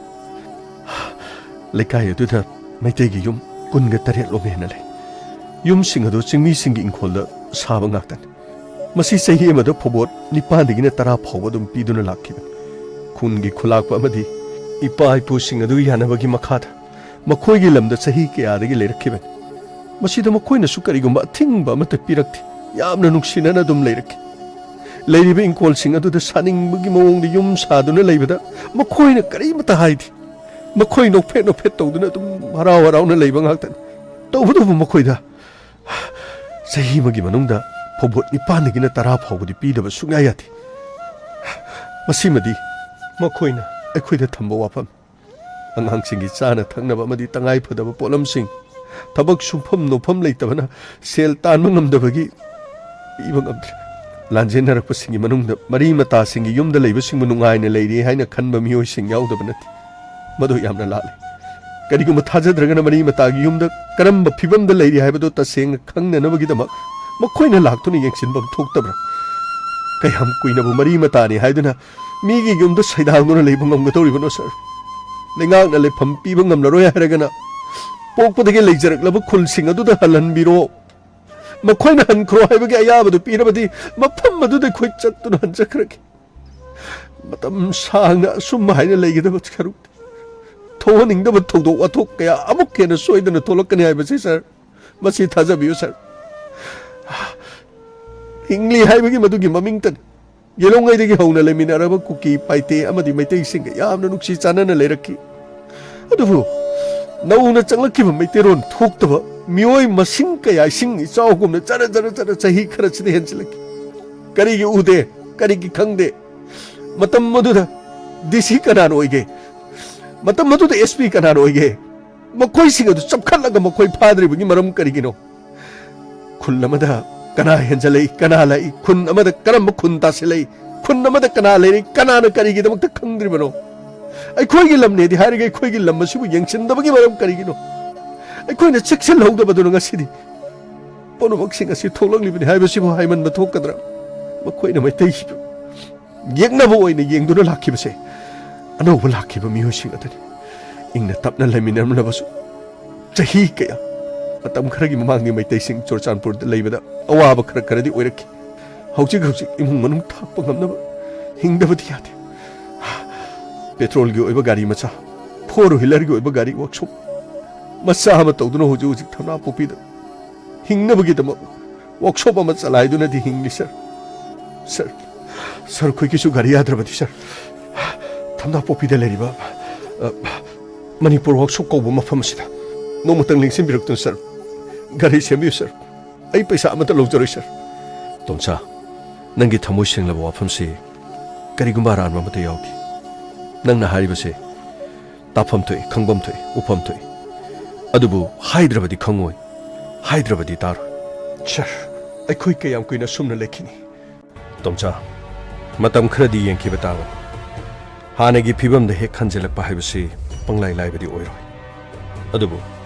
ꯑꯃꯔꯣꯝꯗ ꯅꯍꯥꯛꯅ ꯍꯤꯡꯅꯅꯕꯒꯤꯗꯃꯛ ꯋꯥꯛꯁꯣꯞ ꯑꯃ ꯍꯥꯡꯗꯨꯅ ꯅꯪꯅ ꯍꯣꯠꯅꯔꯤ ꯍꯥꯏꯕꯁꯤꯃꯗꯤ ꯇꯥꯕꯗ ꯅꯨꯡꯉꯥꯏ ꯑꯗꯨꯕꯨ ꯔꯤꯂꯤꯐ ꯀꯦꯝꯞꯇ ꯂꯩꯕ ꯑꯃꯁꯨꯡ ꯔꯤꯂꯤꯐ ꯀꯦꯝꯞꯇ ꯂꯩꯇꯕ ꯃꯁꯤꯕꯨ ꯃꯈꯜ ꯑꯅꯤ ꯊꯣꯛꯅ ꯇꯣꯉꯥꯟꯅ ꯈꯥꯏꯗꯣꯛꯂꯤꯕꯁꯤꯕꯨ ꯐꯔꯤꯕ꯭ꯔꯥ ꯅꯠꯇ꯭ꯔꯒ ꯐꯠꯇ꯭ꯔꯤꯕ꯭ꯔꯥ ꯑꯃ ꯑꯣꯏꯔꯦ ꯆꯞ ꯆꯥꯅ ꯌꯦꯡꯁꯤꯜꯂꯒ ꯑꯐꯕ ꯃꯥꯏꯀꯩ ꯑꯃꯗ ꯆꯠꯅꯅꯕ ꯍꯣꯠꯅꯔꯗꯤ ꯐꯒꯅꯦꯅ ꯈꯜꯂꯤ ꯑꯗꯨꯕꯨ ꯑꯋꯥꯕꯒꯤ ꯆꯩꯊꯦꯡꯗꯤ ꯆꯞ ꯃꯥꯟꯅꯔꯤꯕꯅꯤ ꯌꯨꯝ ꯃꯩ ꯆꯥꯛꯈꯤꯕꯒꯤ ꯃꯩꯁꯥꯗꯨꯗꯤ ꯔꯤꯂꯤꯐ ꯀꯦꯝꯞꯇ ꯂꯩꯕꯁꯨ ꯂꯩꯇꯕꯁꯨ ꯆꯞ ꯃꯥꯟꯅꯅ ꯅꯪꯂꯤꯕꯅꯤ ꯐꯔꯦ ꯅꯪꯅ ꯉꯁꯥꯏ ꯍꯥꯏꯈꯤꯕꯗ ꯅꯪꯒꯤ ꯅꯆꯥꯅꯨꯄꯥ ꯑꯃꯅ ꯀꯔꯝꯕ ꯃꯇꯝꯗ ꯌꯨꯝꯗ ꯆꯠꯀꯅꯤ ꯍꯥꯏꯕꯗꯨꯒꯤ ꯃꯇꯥꯡꯗꯣ ꯁꯥꯔ ꯃꯗꯨꯗꯤ ꯆꯤꯜꯁꯤꯅ ꯈꯨꯝꯕ ꯉꯝꯗ꯭ꯔꯕꯅꯤ ꯃꯁꯤꯡ ꯂꯥꯛ ꯉꯝꯗ꯭ꯔꯕꯅꯤ ꯂꯨꯍꯣꯡꯕ ꯂꯥꯛꯄ ꯅꯨꯃꯤꯠ ꯑꯗꯨꯗ ꯑꯩꯈꯣꯏꯅ ꯍꯥꯏꯈꯤꯕ ꯐꯥꯒꯤ ꯑꯣꯏꯅ ꯉꯥꯡꯅꯈꯤꯕ ꯋꯥꯐꯝ ꯑꯃꯗꯒꯤ ꯃꯈꯣꯏꯗꯤ ꯑꯩꯈꯣꯏꯅ ꯂꯩꯔꯛꯂꯤꯕꯁꯤ ꯂꯨꯍꯣꯡꯕꯗꯨꯒꯤ ꯂꯩꯔꯛꯂꯤꯕꯅꯤ ꯍꯥꯏꯅ ꯈꯟꯕꯖꯥꯠꯅꯤ ꯑꯗꯨꯕꯨ ꯉꯁꯤꯗꯤ ꯄꯥꯈꯨꯝꯕꯗ ꯄꯥꯈꯨꯝ ꯈꯨꯝꯅꯤꯡꯉꯥꯏ ꯂꯩꯁꯤꯜꯂꯛꯇ꯭ꯔꯦ ꯅꯣꯡꯃ ꯅꯨꯃꯤꯗꯥꯡ ꯑꯃꯗ ꯑꯩꯒꯤ ꯏꯆꯥꯅꯨꯄꯥꯁꯤꯡ ꯑꯗꯨꯒ ꯑꯩꯒ ꯄꯨꯟꯅ ꯍꯤꯞꯃꯤꯟꯅꯗꯨꯅ ꯂꯩꯔꯤꯉꯩꯗ ꯋꯥꯍꯪ ꯑꯁꯤ ꯍꯪꯂꯛꯈꯤ ꯄꯥꯕꯨꯡ ꯄꯥꯕꯨꯡ ꯀꯩꯗꯧꯔꯦ ꯃꯥꯂꯦ ꯀꯩꯗꯧꯔꯦ ꯀꯔꯤ ꯋꯥꯠꯂꯒꯦ ꯅꯪꯒꯤ ꯀꯥꯡ ꯆꯤꯛꯄ꯭ꯔꯣ ꯀꯥꯡ ꯆꯤꯛꯄꯒꯤ ꯅꯠꯇꯦ ꯑꯩꯈꯣꯏ ꯊꯧꯕ ꯈꯣꯏ ꯉꯝꯕꯁꯨ ꯇꯣꯝꯄꯣꯛꯁꯨ ꯂꯣꯏꯅ ꯇꯨꯝꯈ꯭ꯔꯦ ꯑꯗꯣ ꯄꯥꯕꯨꯡ ꯑꯩꯈꯣꯏ ꯌꯨꯝ ꯀꯔꯝ ꯀꯥꯟꯗ ꯍꯟꯗꯣꯏꯅꯣ ꯅꯪꯒꯤ ꯋꯥꯍꯪꯁꯤ ꯃꯗꯨ ꯅꯠꯇ꯭ꯔꯕꯗꯤ ꯑꯇꯣꯞꯄ ꯋꯥꯍꯪ ꯂꯩꯇ꯭ꯔꯦꯅꯦꯀꯣ ꯏꯆꯥꯅ ꯍꯪꯕꯁꯤ ꯍꯪꯉꯤꯗꯀꯣ ꯋꯥꯍꯪ ꯑꯗꯨꯗꯒꯤ ꯑꯗꯨꯝ ꯍꯦꯟꯗꯦ ꯅꯠꯇꯦ ꯅꯪꯕꯨ ꯌꯨꯝꯕꯨ ꯌꯥꯝ ꯅꯨꯡꯁꯤꯔꯛꯄ꯭ꯔꯣ ꯀꯔꯤꯒꯤꯅꯣ ꯁꯤꯗ ꯂꯩꯕꯁꯦ ꯌꯨꯝꯗ ꯂꯩꯕꯅ ꯍꯦꯟꯅ ꯅꯨꯡꯉꯥꯏꯌꯦ ꯍꯥ ꯃꯐꯝ ꯑꯗꯨꯗꯤ ꯅꯃꯥꯟꯅꯕꯁꯤꯡꯅ ꯍꯥꯏꯕꯗꯒꯤꯁꯨ ꯅꯪ ꯇꯥꯔꯝꯃꯅꯤ ꯂꯣꯏꯅ ꯈꯪꯉꯝꯃꯅꯤ ꯃꯐꯝ ꯑꯗꯨꯗ ꯍꯥꯟꯅ ꯁꯨꯅꯕ ꯑꯩꯈꯣꯏꯅ ꯂꯩꯔꯛꯂꯤꯕ ꯃꯐꯝ ꯑꯗꯨꯗꯤ ꯂꯣꯏꯅ ꯎꯠ ꯑꯣꯟꯈ꯭ꯔꯦ ꯂꯣꯏꯅ ꯇꯨꯝꯈ꯭ꯔꯦ ꯃꯐꯝ ꯑꯗꯨꯗ ꯑꯩꯈꯣꯏ ꯑꯃꯨꯛ ꯍꯟꯒꯦ ꯍꯥꯏꯗꯨꯅ ꯉꯁꯤꯒꯤ ꯂꯩꯉꯥꯛ ꯑꯁꯤꯗꯁꯨ ꯑꯩꯈꯣꯏꯅ ꯍꯥꯏꯖꯔꯤ ꯑꯩꯈꯣꯏꯕꯨ ꯍꯜꯍꯟꯕꯤꯅꯕꯒꯤ ꯑꯌꯥꯕꯗꯨ ꯄꯤꯕꯤꯌꯨ ꯍꯥꯏꯗꯨꯅ ꯃꯈꯣꯏꯅ ꯍꯟꯕ ꯌꯥꯔꯣꯏ ꯍꯥꯏꯔꯕꯁꯨ ꯑꯩꯈꯣꯏꯅ ꯂꯝꯕꯤ ꯑꯗꯨ ꯅꯝꯈꯥꯏꯔꯒ ꯆꯠꯄ ꯌꯥꯕꯒꯤ ꯑꯌꯥꯕ ꯂꯩꯇꯦ ꯂꯝꯕꯤꯗ ꯁꯤꯐꯥꯏ ꯊꯅꯥ ꯃꯌꯥꯝ ꯊꯠꯇꯨꯅ ꯂꯩꯔꯤ ꯑꯩꯈꯣꯏ ꯃꯐꯝ ꯑꯗꯨꯗ ꯂꯥꯜꯂꯒ ꯆꯠꯄꯗꯤ ꯂꯥꯏꯔꯗꯅ ꯃꯐꯝ ꯑꯗꯨꯗ ꯐꯥꯎꯕ ꯃꯥꯏꯁꯨ ꯑꯣꯟꯁꯤꯜꯂꯒ ꯃꯐꯝ ꯑꯗꯨꯗ ꯌꯦꯡꯒꯗꯕ ꯃꯐꯝꯐꯥꯎ ꯂꯩꯇꯦ ꯀꯔꯤꯒꯤꯅꯣ ꯏꯆꯥꯅ ꯑꯗꯨ ꯀꯌꯥꯝꯅ ꯌꯨꯝ ꯅꯨꯡꯁꯤꯔꯤꯕ ꯀꯔꯤꯒꯤꯅꯣ ꯄꯥꯕꯨꯡ ꯁꯤꯗꯤ ꯃꯤꯒꯤ ꯃꯌꯨꯝꯅꯦ ꯑꯩꯈꯣꯏ ꯁꯟ ꯑꯉꯥꯡꯕꯤ ꯑꯩꯈꯣꯏ ꯁꯟ ꯑꯔꯥꯡꯕꯤꯗꯣ ꯌꯥꯝ ꯅꯨꯡꯁꯤꯌꯦ ꯁꯟꯁꯤꯡꯗꯨꯁꯨ ꯃꯣꯏꯅ ꯂꯣꯏꯅ ꯍꯥꯠꯇꯣꯛꯑꯝꯃꯗ꯭ꯔꯥ ꯃꯥꯂꯦꯝ ꯃꯗꯨꯗ ꯅꯠꯇꯦꯅꯦ ꯑꯩꯈꯣꯏꯒꯤ ꯌꯨꯝꯗ ꯂꯩꯔꯤꯕ ꯍꯨꯏ ꯑꯩꯈꯣꯏꯒꯤ ꯍꯧꯗꯣꯡ ꯃꯈꯣꯏ ꯐꯥꯎꯕ ꯀꯝꯗꯧꯔꯝꯒꯗꯕꯅꯣ ꯍꯥꯏꯕ ꯈꯪꯗꯦ ꯄꯤꯛꯂꯤꯕ ꯏꯆꯥ ꯑꯁꯤꯒꯤ ꯊꯃꯣꯏꯗ ꯐꯥꯎꯔꯤꯕ ꯋꯥꯍꯩ ꯑꯁꯤ ꯌꯦꯡꯉꯨꯅꯤ ꯁꯟꯁꯤꯡ ꯑꯗꯣ ꯃꯩ ꯍꯤꯡꯅ ꯍꯤꯡꯅ ꯊꯥꯈ꯭ꯔꯕ꯭ꯔꯥ ꯅꯠꯇ꯭ꯔꯒ ꯃꯈꯣꯏꯅ ꯆꯥꯈ꯭ꯔꯕ꯭ꯔꯥ ꯍꯨꯔꯥꯟꯕꯅ ꯍꯨꯗꯨꯅ ꯄꯨꯈ꯭ꯔꯕ꯭ꯔꯥ ꯍꯥꯏꯕꯁꯨ ꯈꯪꯗꯦ ꯅꯈꯣꯏꯒꯤ ꯁꯥꯟꯅꯄꯣꯠꯁꯤꯡ ꯌꯨꯝ ꯑꯗꯨꯗ ꯂꯩꯍꯧꯕ ꯄꯣꯠꯂꯝꯁꯤꯡ ꯂꯣꯏꯅ ꯃꯩꯅ ꯇꯨꯝꯅ ꯂꯣꯏꯅ ꯆꯥꯈ꯭ꯔꯦ ꯅꯈꯣꯏꯅꯗꯤ ꯀꯩꯗꯧꯉꯩ ꯍꯟꯒꯅꯤ ꯍꯥꯏꯔꯤꯕ ꯅꯈꯣꯏꯅ ꯑꯩꯉꯣꯟꯗ ꯍꯪꯕꯒꯨꯝ ꯑꯩꯅꯁꯨ ꯑꯩꯈꯣꯏꯒꯤ ꯃꯄꯤ ꯃꯄꯥ ꯑꯣꯏꯕꯁꯤꯡꯗ ꯍꯪꯂꯤꯌꯦ ꯑꯩꯈꯣꯏꯕꯨ ꯀꯩꯗꯧꯉꯩ ꯆꯨꯔꯆꯥꯟꯄꯨꯔꯗ ꯍꯜꯍꯟꯒꯗꯧꯔꯤꯕꯅꯣ ꯑꯩꯈꯣꯏꯒꯤ ꯂꯩꯐꯝ ꯑꯗꯨꯗ ꯀꯔꯝꯕ ꯃꯇꯝꯗ ꯍꯟꯒꯗꯧꯔꯤꯕꯅꯣ ꯍꯥꯏꯕꯁꯤꯅꯤ ꯑꯗꯨꯕꯨ ꯃꯗꯨꯒꯤ ꯄꯥꯎꯈꯨꯝ ꯂꯩꯇꯦ ꯃꯗꯨꯒꯤ ꯄꯥꯎꯈꯨꯝ ꯂꯩꯇꯦꯅꯦ ꯃꯥꯂꯦꯝ ꯅꯪꯅ ꯅꯆꯤꯟ ꯅꯅꯥꯎꯁꯤꯡꯁꯤꯗꯒꯤ ꯈꯔ ꯆꯥꯎꯔꯦ ꯅꯪ ꯋꯥꯈꯜ ꯊꯣꯛ ꯄꯥꯕꯨꯡꯁꯨ ꯑꯩꯈꯣꯏꯒꯤ ꯂꯝꯗꯨꯗ ꯍꯟꯅꯤꯡꯉꯤ ꯃꯐꯝ ꯑꯗꯨꯗ ꯑꯩꯈꯣꯏ ꯑꯃꯨꯛ ꯍꯟꯅ ꯂꯩꯕ ꯄꯥꯝꯃꯤ ꯍꯤꯡꯅꯅꯕꯒꯤꯗꯃꯛ ꯃꯐꯝ ꯑꯗꯨꯗ ꯋꯥꯛꯁꯣꯞ ꯑꯃ ꯍꯥꯡꯗꯨꯅ ꯇꯦꯛ ꯇꯦꯛ ꯇꯦꯛ ꯑꯩꯈꯣꯏꯅ ꯀꯌꯥꯗ ꯋꯥꯅ ꯁꯥꯒꯠꯆꯔꯛꯈꯤꯕ ꯄꯨꯟꯅ ꯂꯣꯏꯅꯃꯛ ꯎꯠ ꯑꯣꯟꯈ꯭ꯔꯦ ꯃꯤꯅꯨꯡꯁꯤ ꯍꯩꯇꯕꯁꯤꯡ ꯑꯗꯨꯅ ꯑꯗꯨꯕꯨ ꯃꯐꯝ ꯑꯗꯨꯗ ꯂꯩꯔꯤꯕ ꯑꯩꯈꯣꯏꯒ ꯍꯥꯟꯅ ꯂꯩꯃꯤꯟꯅꯔꯛꯄꯁꯤꯡ ꯑꯗꯨꯗꯤ ꯑꯩꯈꯣꯏꯒ ꯅꯨꯡꯁꯤꯅꯩꯅꯦ ꯑꯩꯈꯣꯏꯒꯤ ꯏꯃꯣꯁꯟ ꯃꯈꯣꯏꯅ ꯈꯪꯉꯤꯅꯦ ꯑꯩꯈꯣꯏꯒꯤ ꯏꯆꯤꯟ ꯏꯅꯥꯎꯁꯤꯡ ꯇꯣꯉꯥꯟ ꯇꯣꯉꯥꯟꯕ ꯃꯐꯝꯗ ꯂꯩꯔꯤꯕ ꯔꯤꯂꯤꯐ ꯀꯦꯝꯞꯇ ꯂꯩꯔꯤꯕꯁꯤꯡꯗꯨꯅ ꯇꯝꯕꯗꯗꯤ ꯃꯈꯣꯏ ꯈꯔꯗꯤ ꯊꯋꯥꯏ ꯍꯤꯡꯅꯅꯕꯒꯤꯗꯃꯛ ꯆꯦꯟꯁꯤꯜꯂꯨꯕꯗ ꯃꯈꯣꯏꯅ ꯀꯟꯕꯤꯔꯛꯈꯤ ꯑꯗꯨꯒ ꯊꯦꯡꯂꯛꯄ ꯃꯇꯝꯗ ꯃꯈꯣꯏꯅ ꯊꯥꯗꯣꯔꯛꯈꯤ ꯍꯥꯏꯕꯁꯤ ꯍꯥꯟꯅꯗꯒꯤ ꯂꯩꯃꯤꯟꯅꯔꯛꯂꯕ ꯐꯨꯔꯨꯞ ꯀꯥꯡꯂꯨꯞꯁꯤꯡ ꯑꯗꯨꯒꯗꯤ ꯅꯨꯡꯁꯤꯅꯔꯒ ꯀꯔꯝꯕ ꯐꯨꯔꯨꯞ ꯀꯥꯡꯂꯨꯞꯅ ꯆꯪꯁꯤꯜꯂꯛꯇꯨꯅ ꯑꯩꯈꯣꯏꯕꯨ ꯃꯐꯝ ꯑꯗꯨꯗꯒꯤ ꯇꯨꯝꯅ ꯆꯠꯈꯤꯅꯅꯕꯒꯤꯗꯃꯛ ꯍꯥꯏꯔꯤꯕꯅꯣ ꯃꯁꯤꯗꯤ ꯊꯋꯥꯏ ꯌꯥꯝ ꯅꯤꯡꯗꯣꯝ ꯄꯣꯛꯂꯤꯕꯁꯤ ꯑꯩꯈꯣꯏꯒꯤꯗꯃꯛꯇ ꯃꯐꯝ ꯑꯗꯨꯗ ꯑꯩꯈꯣꯏꯕꯨ ꯀꯟꯕꯤꯅꯕ ꯈꯔꯗꯤ ꯑꯗꯨꯃꯛ ꯂꯩꯈꯤ ꯍꯥꯏꯕꯁꯦ ꯑꯩꯈꯣꯏ ꯄꯨꯝꯅꯃꯛꯅꯁꯨ ꯈꯪꯕ ꯆꯨꯝꯃꯤ ꯑꯗꯨꯕꯨ ꯃꯈꯣꯏꯁꯤꯡ ꯑꯗꯨꯅ ꯉꯁꯤ ꯇꯨꯃꯤꯟꯅ ꯂꯩꯗꯨꯅ ꯀꯔꯤꯒꯤꯗꯃꯛꯇ ꯂꯩꯁꯤꯜꯂꯤꯕ ꯃꯈꯣꯏꯁꯨ ꯌꯥꯅꯤꯡꯗꯕ ꯌꯥꯎꯔꯝꯒꯅꯤ ꯑꯗꯨꯕꯨ ꯃꯈꯣꯏꯁꯤꯡ ꯑꯗꯣ soidꯅꯃꯛꯀꯤ ꯑꯀꯤꯕ ꯐꯥꯎꯔꯝꯒꯅꯤ ꯃꯈꯣꯏꯒꯤ ꯃꯥꯌꯣꯛꯇ ꯉꯥꯡꯂꯨꯔꯕꯗꯤ ꯃꯈꯣꯏꯒꯤ ꯊꯋꯥꯏꯁꯨ ꯃꯥꯡꯒꯅꯤ ꯍꯥꯏꯅ ꯈꯜꯂꯝꯒꯅꯤ ꯃꯣꯏ ꯇꯥꯃꯣ ꯊꯦꯡꯈ꯭ꯔꯦ ꯅꯆꯥꯅꯨꯄꯥꯒ ꯇꯧꯔꯤꯗꯨꯕꯨ ꯀꯔꯤꯅꯣ ꯊꯣꯏꯕꯤ ꯈꯜꯂꯨꯔꯒ ꯊꯋꯥꯏ ꯑꯁꯤ ꯁꯨꯝ ꯅꯨꯡꯉꯥꯏꯔꯛꯇꯕꯒꯤ ꯋꯥ ꯅꯠꯇꯦ ꯅꯨꯃꯤꯠ ꯑꯗꯨ ꯂꯨꯍꯣꯡꯕꯃꯛ ꯂꯥꯛꯑꯝꯗ꯭ꯔꯕꯗꯤ ꯀꯔꯤ ꯑꯣꯏꯔꯝꯒꯅꯤ ꯈꯜꯂꯨꯕꯗ ꯉꯁꯤꯁꯨ ꯑꯀꯤꯕ ꯐꯥꯎꯏ ꯌꯦꯡꯉꯣ ꯄꯤꯛꯂꯤꯕ ꯅꯆꯥ ꯃꯔꯤꯁꯤꯒꯤ ꯃꯥꯏꯊꯣꯡꯁꯤ ꯎꯕꯗ ꯁꯤꯅꯤꯡꯗ꯭ꯔꯤ ꯑꯩꯁꯨ ꯃꯤ ꯑꯣꯏꯅ ꯍꯤꯡꯅꯤꯡꯂꯤ ꯑꯗꯨꯕꯨ ꯀꯔꯤꯒꯨꯝꯕ ꯊꯧꯗꯣꯛꯇꯨ ꯑꯩꯈꯣꯏ ꯅꯪꯂꯝꯂꯕꯗꯤ ꯑꯩꯈꯣই ꯀꯔꯤ ꯑꯣꯏꯔꯝꯒꯅꯤ ꯃꯗꯨ ꯈꯜꯂꯨꯕꯗ ꯉꯁꯤ ꯐꯥꯎꯕꯗ ꯇꯨ ꯆꯨꯡꯏ ꯅꯆꯥꯅ ꯌꯦꯡꯕꯅꯤ ꯑꯩꯈꯣꯏꯗ ꯍꯪꯂꯛꯂꯤꯁꯤ ꯑꯩꯈꯣꯏꯒꯤ ꯁꯟ ꯑꯉꯥꯡꯕꯤ ꯑꯔꯥꯡꯕꯤꯗꯣ ꯅꯨꯡꯁꯤ ꯍꯥꯏꯔꯛꯂꯤꯕꯁꯤ ꯑꯃꯨꯛ ꯅꯆꯥꯅꯨꯄꯥ ꯃꯠꯂꯦ ꯑꯗꯨꯕꯨꯗꯤ ꯑꯩꯉꯣꯟꯗꯁꯨ ꯑꯗꯨꯝ ꯍꯪꯗꯅ ꯂꯩꯔꯕꯅꯤ ꯑꯩꯈꯣꯏ ꯀꯔꯝꯕ ꯀꯥꯟꯗ ꯌꯨꯝꯗ ꯆꯠꯇꯣꯔꯤꯅꯣ ꯁꯤꯗꯩꯗ ꯃꯤꯒꯤ ꯃꯌꯨꯝꯗ ꯂꯩꯕ ꯅꯨꯡꯉꯥꯏꯇꯦ ꯌꯨꯝꯗ ꯆꯠꯅꯤꯡꯉꯤ ꯑꯥꯗ ꯂꯩꯍꯧꯕ ꯃꯁꯨꯡ ꯃꯃꯥꯟꯅꯕꯁꯤꯡ ꯑꯗꯨꯒ ꯆꯦꯟ ꯆꯣꯡꯗꯨꯅ ꯁꯥꯟꯅꯕꯗꯨ ꯅꯨꯡꯉꯥꯏ ꯁꯤꯗꯗꯤ ꯏꯅꯧ ꯅꯧꯕ ꯃꯔꯨꯞ ꯉꯥꯛꯇꯅꯤ ꯂꯩꯀꯥꯏꯁꯤꯒꯤ ꯂꯩꯔꯤꯕ ꯃꯤꯁꯤꯡꯁꯤꯅꯁꯨ ꯂꯨꯅꯗꯤ ꯇꯧꯕꯤ ꯍꯥꯏꯕꯕꯨ ꯍꯥꯟꯅꯗꯒꯤ ꯂꯩꯃꯤꯟꯅꯔꯛꯄ ꯈꯪꯅꯔꯛꯄ ꯅꯠꯇꯕꯅꯤꯅ ꯑꯩꯈꯣꯏꯁꯦ ꯂꯥꯟꯖꯦꯟꯅꯔꯛꯄ ꯑꯃꯒꯤ ꯃꯤꯠꯌꯦꯡꯗꯗꯤ ꯑꯗꯨꯝ ꯌꯦꯡꯉꯤ ꯑꯩꯈꯣꯏꯕꯨ ꯀꯝꯗꯧꯔꯤꯕꯒꯦ ꯅꯈꯣꯏ ꯋꯥꯔꯤꯕ꯭ꯔꯥ ꯅꯨꯡꯉꯥꯏꯔꯤꯕ꯭ꯔꯥ ꯂꯣꯏꯅꯕꯨꯗꯤ ꯍꯪꯕꯤ ꯂꯩꯀꯥꯏꯁꯤꯗ ꯂꯩꯔꯤꯕ ꯏꯆꯦꯁꯤꯡ ꯑꯗꯨꯒ ꯏꯃꯥ ꯑꯃꯅꯁꯨ ꯃꯈꯣꯏ ꯏꯃꯨꯡꯗꯒꯤ ꯁꯤꯖꯤꯟꯅꯕ ꯌꯥꯕ ꯄꯣꯠꯂꯝꯁꯤꯡꯅꯤ ꯍꯥꯏꯗꯅ ꯑꯩꯈꯣꯏꯗꯒ ꯄꯤꯕꯤꯔꯤ ꯄꯣꯠꯅꯤꯗ ꯃꯗꯨꯗ ꯅꯠꯇꯦ ꯈꯕꯔꯗ ꯑꯗꯨꯒ ꯄꯥꯎꯒꯤ ꯆꯦꯅꯦꯜꯁꯤꯡꯗꯒ ꯌꯥꯎꯔꯤꯗꯨ ꯔꯤꯂꯤꯞ ꯀꯦꯝꯞꯗ ꯂꯩꯕꯁꯤꯡꯗ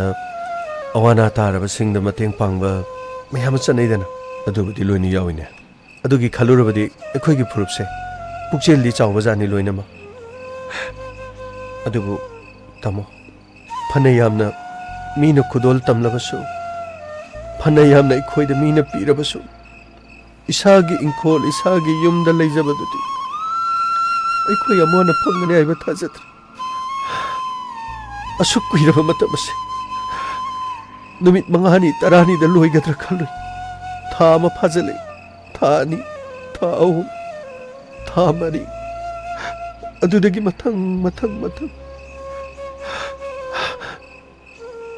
ꯃꯐꯝ ꯑꯗꯨꯗ ꯂꯩꯔꯤꯕ ꯀꯥꯡꯂꯨꯞ ꯃꯥꯟꯅꯗ꯭ꯔꯕꯁꯨ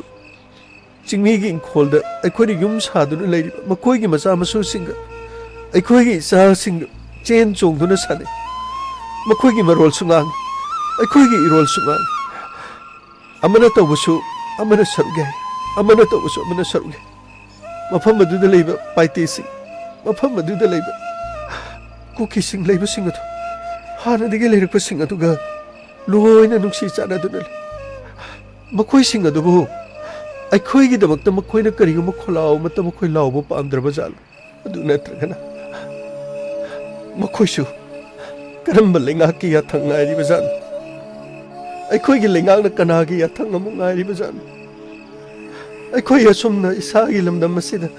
ꯏꯁꯥꯒꯤ ꯏꯔꯩꯄꯥꯛ ꯑꯁꯤꯗ ꯃꯤꯇꯣꯞ ꯑꯃꯒꯨꯝꯅ ꯆꯥꯛꯅꯤꯕ ꯑꯃꯒꯨꯝꯅ ꯈꯨꯠ ꯇꯤꯡꯊꯣꯛꯇꯨꯅ ꯃꯤꯅ ꯄꯤꯔꯔꯕ ꯃꯤꯅ ꯀꯠꯂꯂꯕ ꯆꯥꯗꯨꯅ ꯉꯥꯏꯗꯨꯅ ꯂꯩꯕꯒꯤ ꯃꯇꯧ ꯑꯁꯤꯕꯨ ꯀꯌꯥꯝ ꯀꯨꯏꯅ ꯂꯩꯈꯤꯒꯗꯧꯔꯤꯒꯦ ꯑꯩꯈꯣꯏꯗꯤ ꯃꯐꯝ ꯑꯁꯤꯗ ꯂꯩꯗꯨꯅ ꯋꯥꯛꯁꯣꯞ ꯑꯁꯤꯗꯒꯤ ꯂꯥꯛꯄ ꯁꯦꯜ ꯈꯔꯕꯨ ꯍꯤꯡꯂꯤ ꯇꯣꯉꯥꯟꯕ ꯔꯤꯂꯤꯞ ꯀꯦꯝꯞꯗ ꯂꯩꯔꯤꯕ ꯑꯩꯈꯣꯏꯒꯤ ꯏꯇꯩꯈꯣꯏ ꯏꯅꯥꯎꯈꯣꯏ ꯃꯈꯣꯏꯒꯤ ꯑꯉꯥꯡꯁꯤꯡ ꯃꯈꯣꯏꯅ ꯆꯥꯅꯤꯡ ꯊꯛꯅꯤꯡꯕ ꯐꯥꯎꯔꯛꯄ ꯃꯇꯝꯗ ꯔꯤꯂꯤꯞ ꯀꯦꯝꯞꯗ ꯂꯩꯔꯤꯕꯁꯤꯡ ꯑꯗꯨꯅ ꯀꯔꯤ ꯐꯥꯎꯔꯝꯒꯅꯤ ꯃꯐꯝ ꯑꯁꯤꯗ ꯑꯩꯈꯣꯏ ꯅꯤꯕ ꯂꯥꯛꯄꯗꯤ ꯅꯠꯇꯦ ꯃꯐꯝ ꯑꯁꯤꯗ ꯃꯤꯌꯥꯝꯅ ꯄꯤꯖꯕ ꯈꯔ ꯆꯥꯒꯦ ꯍꯥꯏꯗꯨꯅ ꯂꯥꯛꯄꯗꯤ ꯅꯠꯇꯦ ꯑꯩꯈꯣꯏꯕꯨ ꯄꯤꯖꯕꯤꯔꯤꯕ ꯔꯤꯂꯤꯞ ꯀꯦꯝꯞꯗ ꯂꯩꯔꯤꯕꯁꯤꯡ ꯑꯗꯨ ꯃꯤꯌꯥꯝ ꯑꯗꯨꯕꯨ ꯄꯤꯖꯔꯤꯕꯁꯤꯡ ꯑꯗꯨꯕꯨꯗꯤ ꯌꯥꯝꯅ ꯐꯩ ꯑꯗꯨꯕꯨ ꯀꯌꯥꯝ ꯀꯨꯏꯅ ꯆꯥꯈꯤꯅꯤ ꯀꯌꯥꯝ ꯀꯨꯏꯅ ꯍꯤꯡꯈꯤꯅꯤ ꯑꯁꯨꯝꯅ ꯃꯔꯥꯏꯕꯛ ꯊꯤꯔꯕ ꯑꯁꯨꯛ ꯌꯥꯝꯂꯕ ꯃꯤ 50-60 ꯀꯔꯝꯕ ꯃꯇꯝꯗ ꯃꯁꯥꯒꯤ ꯃꯔꯝꯗ ꯆꯠꯇꯨꯅ ꯍꯥꯟꯅꯒꯨꯝꯅ ꯃꯁꯥꯒꯤ ꯃꯔꯝꯗ ꯃꯁꯥꯒꯤ ꯃꯌꯨꯝꯗ ꯂꯩꯕ ꯐꯪꯒꯗꯒꯦ ꯇꯥꯃꯣ ꯑꯩꯗꯤ ꯈꯜꯂꯨꯕꯗ ꯐꯪꯒꯗꯕ ꯃꯥꯟꯗ꯭ꯔꯦ ꯊꯥꯖꯔꯛꯇ꯭ꯔꯦ ꯁꯥꯟꯇꯤ ꯅꯥꯀꯟ ꯑꯅꯤꯃꯛꯀꯤ ꯁꯥꯟꯇꯤ ꯃꯁꯤꯗꯤ ꯍꯧꯖꯤꯛ ꯑꯣꯏꯔꯤꯕ फिबम मसिदा मखोइना शांति पामी हाइदुना लाउरपुंग हाइरदि सही तरेत निपान मापन तरा मधुदक्सु हेन संगदब माले वाबगी वाबा खम थेंगना वाबा वाबगी पनखैना पुमलोय लोयरब मतम मदुदा अखोय वारी हाइदुना हा हा कार लाउरक्लब मतम मदुदा शांति लाकदोरिब्रा ता थुबी करीमता हाइबा ngamajanati थोकना लुख्रबा हाइबदु नंग अखोयगिदी मफम असिदा मरी मतागी युमदा संगजदना अखोयना मफम असिदा वर्कशॉप तौदना खरा खरा दो ओरसु थामगी सेनफम खरा खरा फंगदना लै अदुबु करीमता थोक्तब सिंग असिदी करम तोरंगनी यो तोमचा नंगी वारी सिसु तारुबदा नुंगाइबदे मता ओइद्रे होय नुमित अदुगी थौदोग अदुददी हक्थेंगननि यावबो ngamaudragasu मरी मतागी लुहोंगबो म चलिङेदा खुदोंथिबा पुनमक्ति नाथौख्रे अदुबु नसागी लेजरम माल चांग पुनमक्ति ओड ऑनख्रे रिलीफ कैम्प लेबा सिंगी वाबना वाबा अदुबु रिलीफ कैम्प दगी थोलगलगा मरी मता अमगी युमदा लेरगा सुबो नोमा तौजदना वर्कशॉप अमा चलाइजदुना मदुना हिंगबा ngamnana होनजबा करिसु कायबा लेथि मदु नंगी नारानथि मदुदी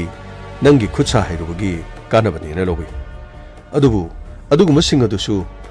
लेंगांना चप मानबा मी येंगदे हाइना नंगना वारोरिबदो अमाबोरे खुदोंग चादब खुदोंग थिबा नंगलबा पुनमक सिंग मतम अमतदा चप मानना फंगनबगिदो मियेंग अदो यिंगसिनबिबा सोइसन नहांगना थांगलिबा नाकी वाकत असिदगी पुनमकसु ताबिबा सोइसन अमरोमदा करिगुम खुदसा अमता हेउद्रबा अदुगा मफम असिदना मसा मसु सिंग महि तमदबदि यादबा महि तमननबगिदमक यूनिफॉर्म फावबा तुबु ngamdaba मदुदगी हेंदोकिदुना स्कूल चटननब होनबदा स्कूल की भैन सिंग भाड़ा पीदबा यारक्ति मफम असिददि सेल थोक्तबना सेल थोक्नब होनबदा अवाबा ओइबा कया मरमसु यावरि कनागुमना लौ सुबा नोमबगी तौबसु दुम यावि कनागुमना अयामा दुकान फमदुना हिंगनबगिदमक्तो होनजरकपदु लौ सुबा हैरक्तबा कयासु यावदबदि नथि चुमे सर मदुमग यामना थोइ सर अखोइगी याममदि मफम अदुदा तेमखोइ मखोइ खरा खरा थबक्तु सुबा कायना हैतबनिना मखोइदि दुकान फमगी हिंगजरक दुबु दुकान अदसु उट ओनख्रे युमसु उट ओनख्रे मखोइना तांजदुना थमजरक सना लुपा सेनफम खरा अदसु युमदु मई चाकपद पुमनमक लोइने यावरमलन मखोइगिने हाइबदा करिसु लैबा नथ्रे सर मखोइदि खुद तुंग पुनसिनरगा मखोइदि रिलीफ कैम्प फमदुना अदुमक लैबा नतना करि तौरगनि सर अदुगा नसाइ ममांगदा इतैमा हाइगद्रा इचल हाइगद्रा इनाउनुपि हाइगद्रा मना मागी अवाबा वारी सिंग तमखिबदा लोइना ताहौ अदुगा माना हाइखिबदा मफम मसिदा अखोइगी लेबाक असिदा अखोइगी इरमदम मसिदा अखोइ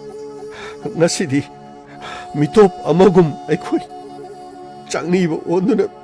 मीना पिजब गाइदुना लैरि अखोइना चारिबसे मफम मसिदा चादब यादबगी चारिबन अखोइ हिंगनबगिदमक चाबद अदुगा अखोइबो असिगुम फिबम मसिदा कयाम कोइना लैखो हाइबन अखोइगी खोलाव नसिदी अखोइगी पेंदब कयासे हाइरको मतमदा थौदोकसिंग असिदा नंगदब मिसिंगनदी तानिंगबा फावरकलरोय मखोइगी नाकोंगदा सिंजा हेरकलनि ममांगदा हाइबिखिबदुना माहांगना हाइरंबा वाफमदा मनिंग थुंगद्रबि मपुरुइबा लैत्रबि नुपि अमना खुबाक नामता खुबदा मखोल हौदब मचा मसु करमना थाकनि निंगबा थुंगदब मयामना कपतुना लै लुख्राबि कपचेत पि हाइबा मिंथोलदो हिंगना मफम मसिदा जुरा जारबसु लुख्राबि कपचेत पि रिलीफ कैम्प लैरिबा पुनमक सिंगसे अखोइबु मियाम पुनमना खनरगनि अखोइ उबदा मिपुम खुदिमक मतम अमदा हौदुना चेनरगनि हाइबा वाफमदो मधु अचुमने सर तमचा वाबदी वारी चुमे अदुबु अदुग हाना सोखै पुनिंग सोन्थाइगुमसे अखोइ लोइना खंगमिनकिसे वारिबसि तमचा मथंद नते वारिबसि ममांगदा हाइबिरंबा इतै मधु खंग नते पुनमक सिदा लैरिबा सिंग मयाम पुनमक सि खक्ता नते वाबदी लोइना वाइ मालेम सिदा लैरिबा मैपुम खुदिमक वादबदी लैते अदुबु वारिबा सिंग असे नोमदि कोक्तुना अखोइ नुंगाइबगी अनौबा येनिंग हुनबदुनि खुइना गाइगदोरिबसि अदुदि तोमचागी वाफम लोरबनिना मथंगदा कनानोमा लेंसिनबिरो पुनमक सिंग असे अखोइ सोइदना मयाम सिनबा थुना वारी से अखोइ तामिनरगने अवाबसे अखोइ खंमिनसि ꯔꯤꯂꯤꯐ ꯀꯦꯝꯗ ꯂꯩꯔꯤꯕꯁꯤꯡ ꯑꯁꯦ ꯑꯩꯈꯣꯏꯒꯤ ꯌꯦꯛꯅꯕ ꯅꯠꯇꯦ ꯑꯩꯈꯣꯏꯒꯤ ꯏ ꯃꯔꯤꯅꯤ ꯑꯩꯈꯣꯏꯒꯤ ꯀꯥꯡꯕꯨꯅꯤ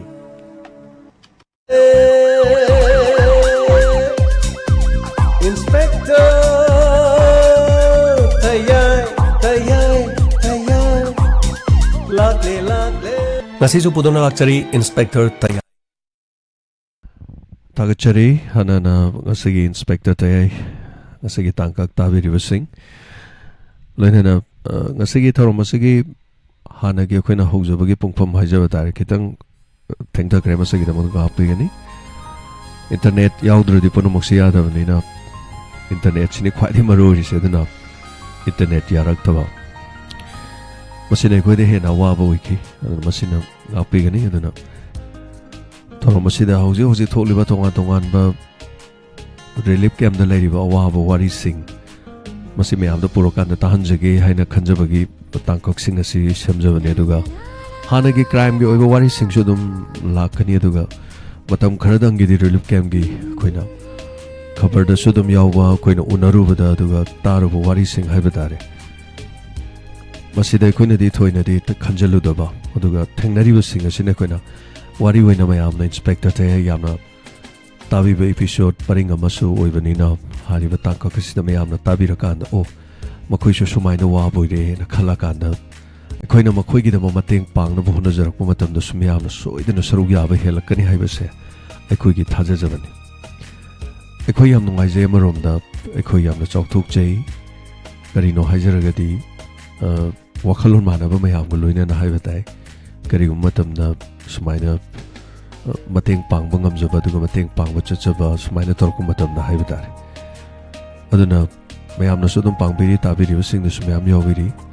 अदुगा तादबा सिंग खंगदबा सिंगना तारा खानदा अखोई याउद्रबा सु मखोइगि वखलोना अखोई करिगुम खरदि रिलीफ कैम्प द लैरिबा सिंगिदमक तौगेना कायना खलक होय हौजिपुदि लेंगांगना चाबा थकपगी करिगि खरि यंगसिनबसु दुम यावै अदुगा याम नुंसिबा वाफम सिंगसु दुम याउदबदि नते रिलीफ कैम्प दगी सिनाव सिंग चल सिंगना हाइरकपा यावै सर खोइना ते अतै मफम द चटपिरे खोइ उजरे अदुगा अखोइगि जगा सिदा सुलाकपियो मुक्तंग अंगांग सिंगी अदुगा महिमा सिंगी करिगि स्माइना वाटपा करि लैबान हाइरकपा यावै अत सेंगना हारदि खोइसु मदुगिदमक खोइ पैरगा थम्बदि नतबनिना हाइबा तारे मतम खर ngaibiju चनिनाव सिंग चल सिंग मयाम अखोइ मदुगी पीबा ngamba matam ama soidana lakpo sano taibung mapuna pinabibo sano haidana laibak thiba haiba taige hatang marakse net amuk yaramaga net amuk thingre net si thingdaba taragadi hojik live ta leiri sin han live to me chanipan ade mili sing ama leiba horure numit nini hom ni nungairure haiba tai dubu ngam khidre dum awabadi dum moikre haiba tar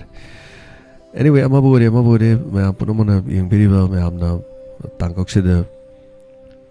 support tobirakanda madugi punamaki kanabasi dum tholokadoribani aduna soidanamaki sidagi lakpa revenue sing aduna koi awana gi damak mateng pangmada damak seasonary dum season jage haibo wafam si thamjage tension jage hanana punamabu thagachari thagachari Dijendra Haigurjam he lan nangna mangan biri punsi khaktana tekona ataba sing nungairabasu haktheng naribadi karam khalamgani ana aduga James ki monodrama si achauba kanaba madi pivo oshino tapire thagachari ama yam nungaijai haibirak pasigi damak madumangni masidagi lakpa paisa karan hai tari ke abudi launi adu yam lakpa lising ani humari ga lakpa adu lakpa matamda ani hum da sum punsaladi besadu yamai yamade khona sumi mateng pangwa ngam meram su dum khangbiri wanar ba matamda gi hai tare adu ma khogi site chi changa kanda kuki lan KUKILAN kuki lan namaga diamond tv har namaga thibiu akhone chatkhibi relief camp awa nursing mayam gi wakat mayam gi relief camp dagi tamakpa ma paw sing aduga khone chacharuba khudimakta mateng pangjaram sing mayam haibadai chawa thakpadagi karidagi khone tawjaramena biban magi wafam nachade akhoi we are doing something akhoi gi furup asigi dam akhoi kariguma kharsi tawri haibase thabangna dam utcha pame aduga uchu charake dun mayam akhuna tawjari si masida tawnabani haitare so tension jage comment yam sangna pangbagi kano do thawjaroi download toroga taba singna sangadi yam nuai tabani na thank you so much tom tin yukai bam sir really camp ta like taba khoi faw da thokli bi rang sina maram morga sup pham no pung khangdraga saningai thane asugi matik ware really camp ta lady sing karigi waram loi achumani ana chume brother wafam se adana khoi munna khana pham thoe aduna arune koi jam association sina emotional oiduna leading he wari sina mukka phalle takpire thagachari tom tin thagachari prem sanwan wangjam thagachari sangtoliba time da khara ngkhana hobirabadi na takpire brother nongalaga dum soidena tabise khuda khuda ki wari irak panina ai ding amjade aduna ase batang de ibungak piyo na haijege wari se irak panina mayam se pung amagi or minute ni phumanga gi dialogue irak pa se yade sukya yade adu non stop to motor ko doini na ko ai ngamjada bane adu na ne adu isa su yam kana nung haita ba adu operation tor matung gi haitare adu ngara amuk check chalu ba another operation amagi wafam bokra hodorok ba ai yam tan na haitare ko adu mayam da su theng ena khanbi ba chumi theng mani na adu ayuk ta makeup tholok ba da soidena leiram bo isuno na haijake thank you so much thagachari daga mayam na sungana tabining ba yarim khai baro da hongno bade dum hona jarakpa ngamagi matam lak poisno ai kitang ja haitare khara nungai tre mayam dagi ai se kitang alag oire haitare so sor hon mai nungai taba de khone ek taraga leiba duna potharaga leiba guma khara tawre masi puno makse tai bang mapuna bina birati hana gum na haitare ko nungai ga daba duna puno makse ngonda smaina khara thoe duna so please may waro bino na dum haijege aduga soidena ai taminu se kumarjit laishram kuman mathangi da tangka kamada kamdoi haibado muyangsi wari ai matang pujaraga ina pujari wari singsi hoi dialogue nungai na bagi khona bagi ate craftsman badi hoidu wari paring dudi aseng mangak so thank you so much inau thokjom ranibla thagachari abdullah itaw himo cha thagachari am pele aseng matawda masigum masi taraga lebak si yamna tuna shanti for operation no tapire thagachari thank you so much site islamuddin me ampano thagachari me am tek ta kaidena odam ponmina se odam asoiran me am jawro so me am ngap minna se duga thank you me ampano maki comment pabang amdre comment party am sangdoke duni am sangati ta de duna start to end ta bagi mathok tai adana wari lore harga pat muthat ki bese ta hodo bade khudi am so so adana tension jage thank you so much me am section na tek ta kaidin lebiyo daga ascom da sandok chari thormasi makha ta abde english movie ayu ke pong mapan phawgi manung se english movie ngal non stop nei daga pong mapan dagi di sandok chari ba inspector Tayai se repeat amukhana ascom da dum lakani ascom da atheng madi yeng hoda ba sing ta hoda ba sing su ayu pong mapan da so idena adam adam ge tv set ta phangbi gan hai bo fam se loina na punoma pui kai kom na jari amadi khurum jari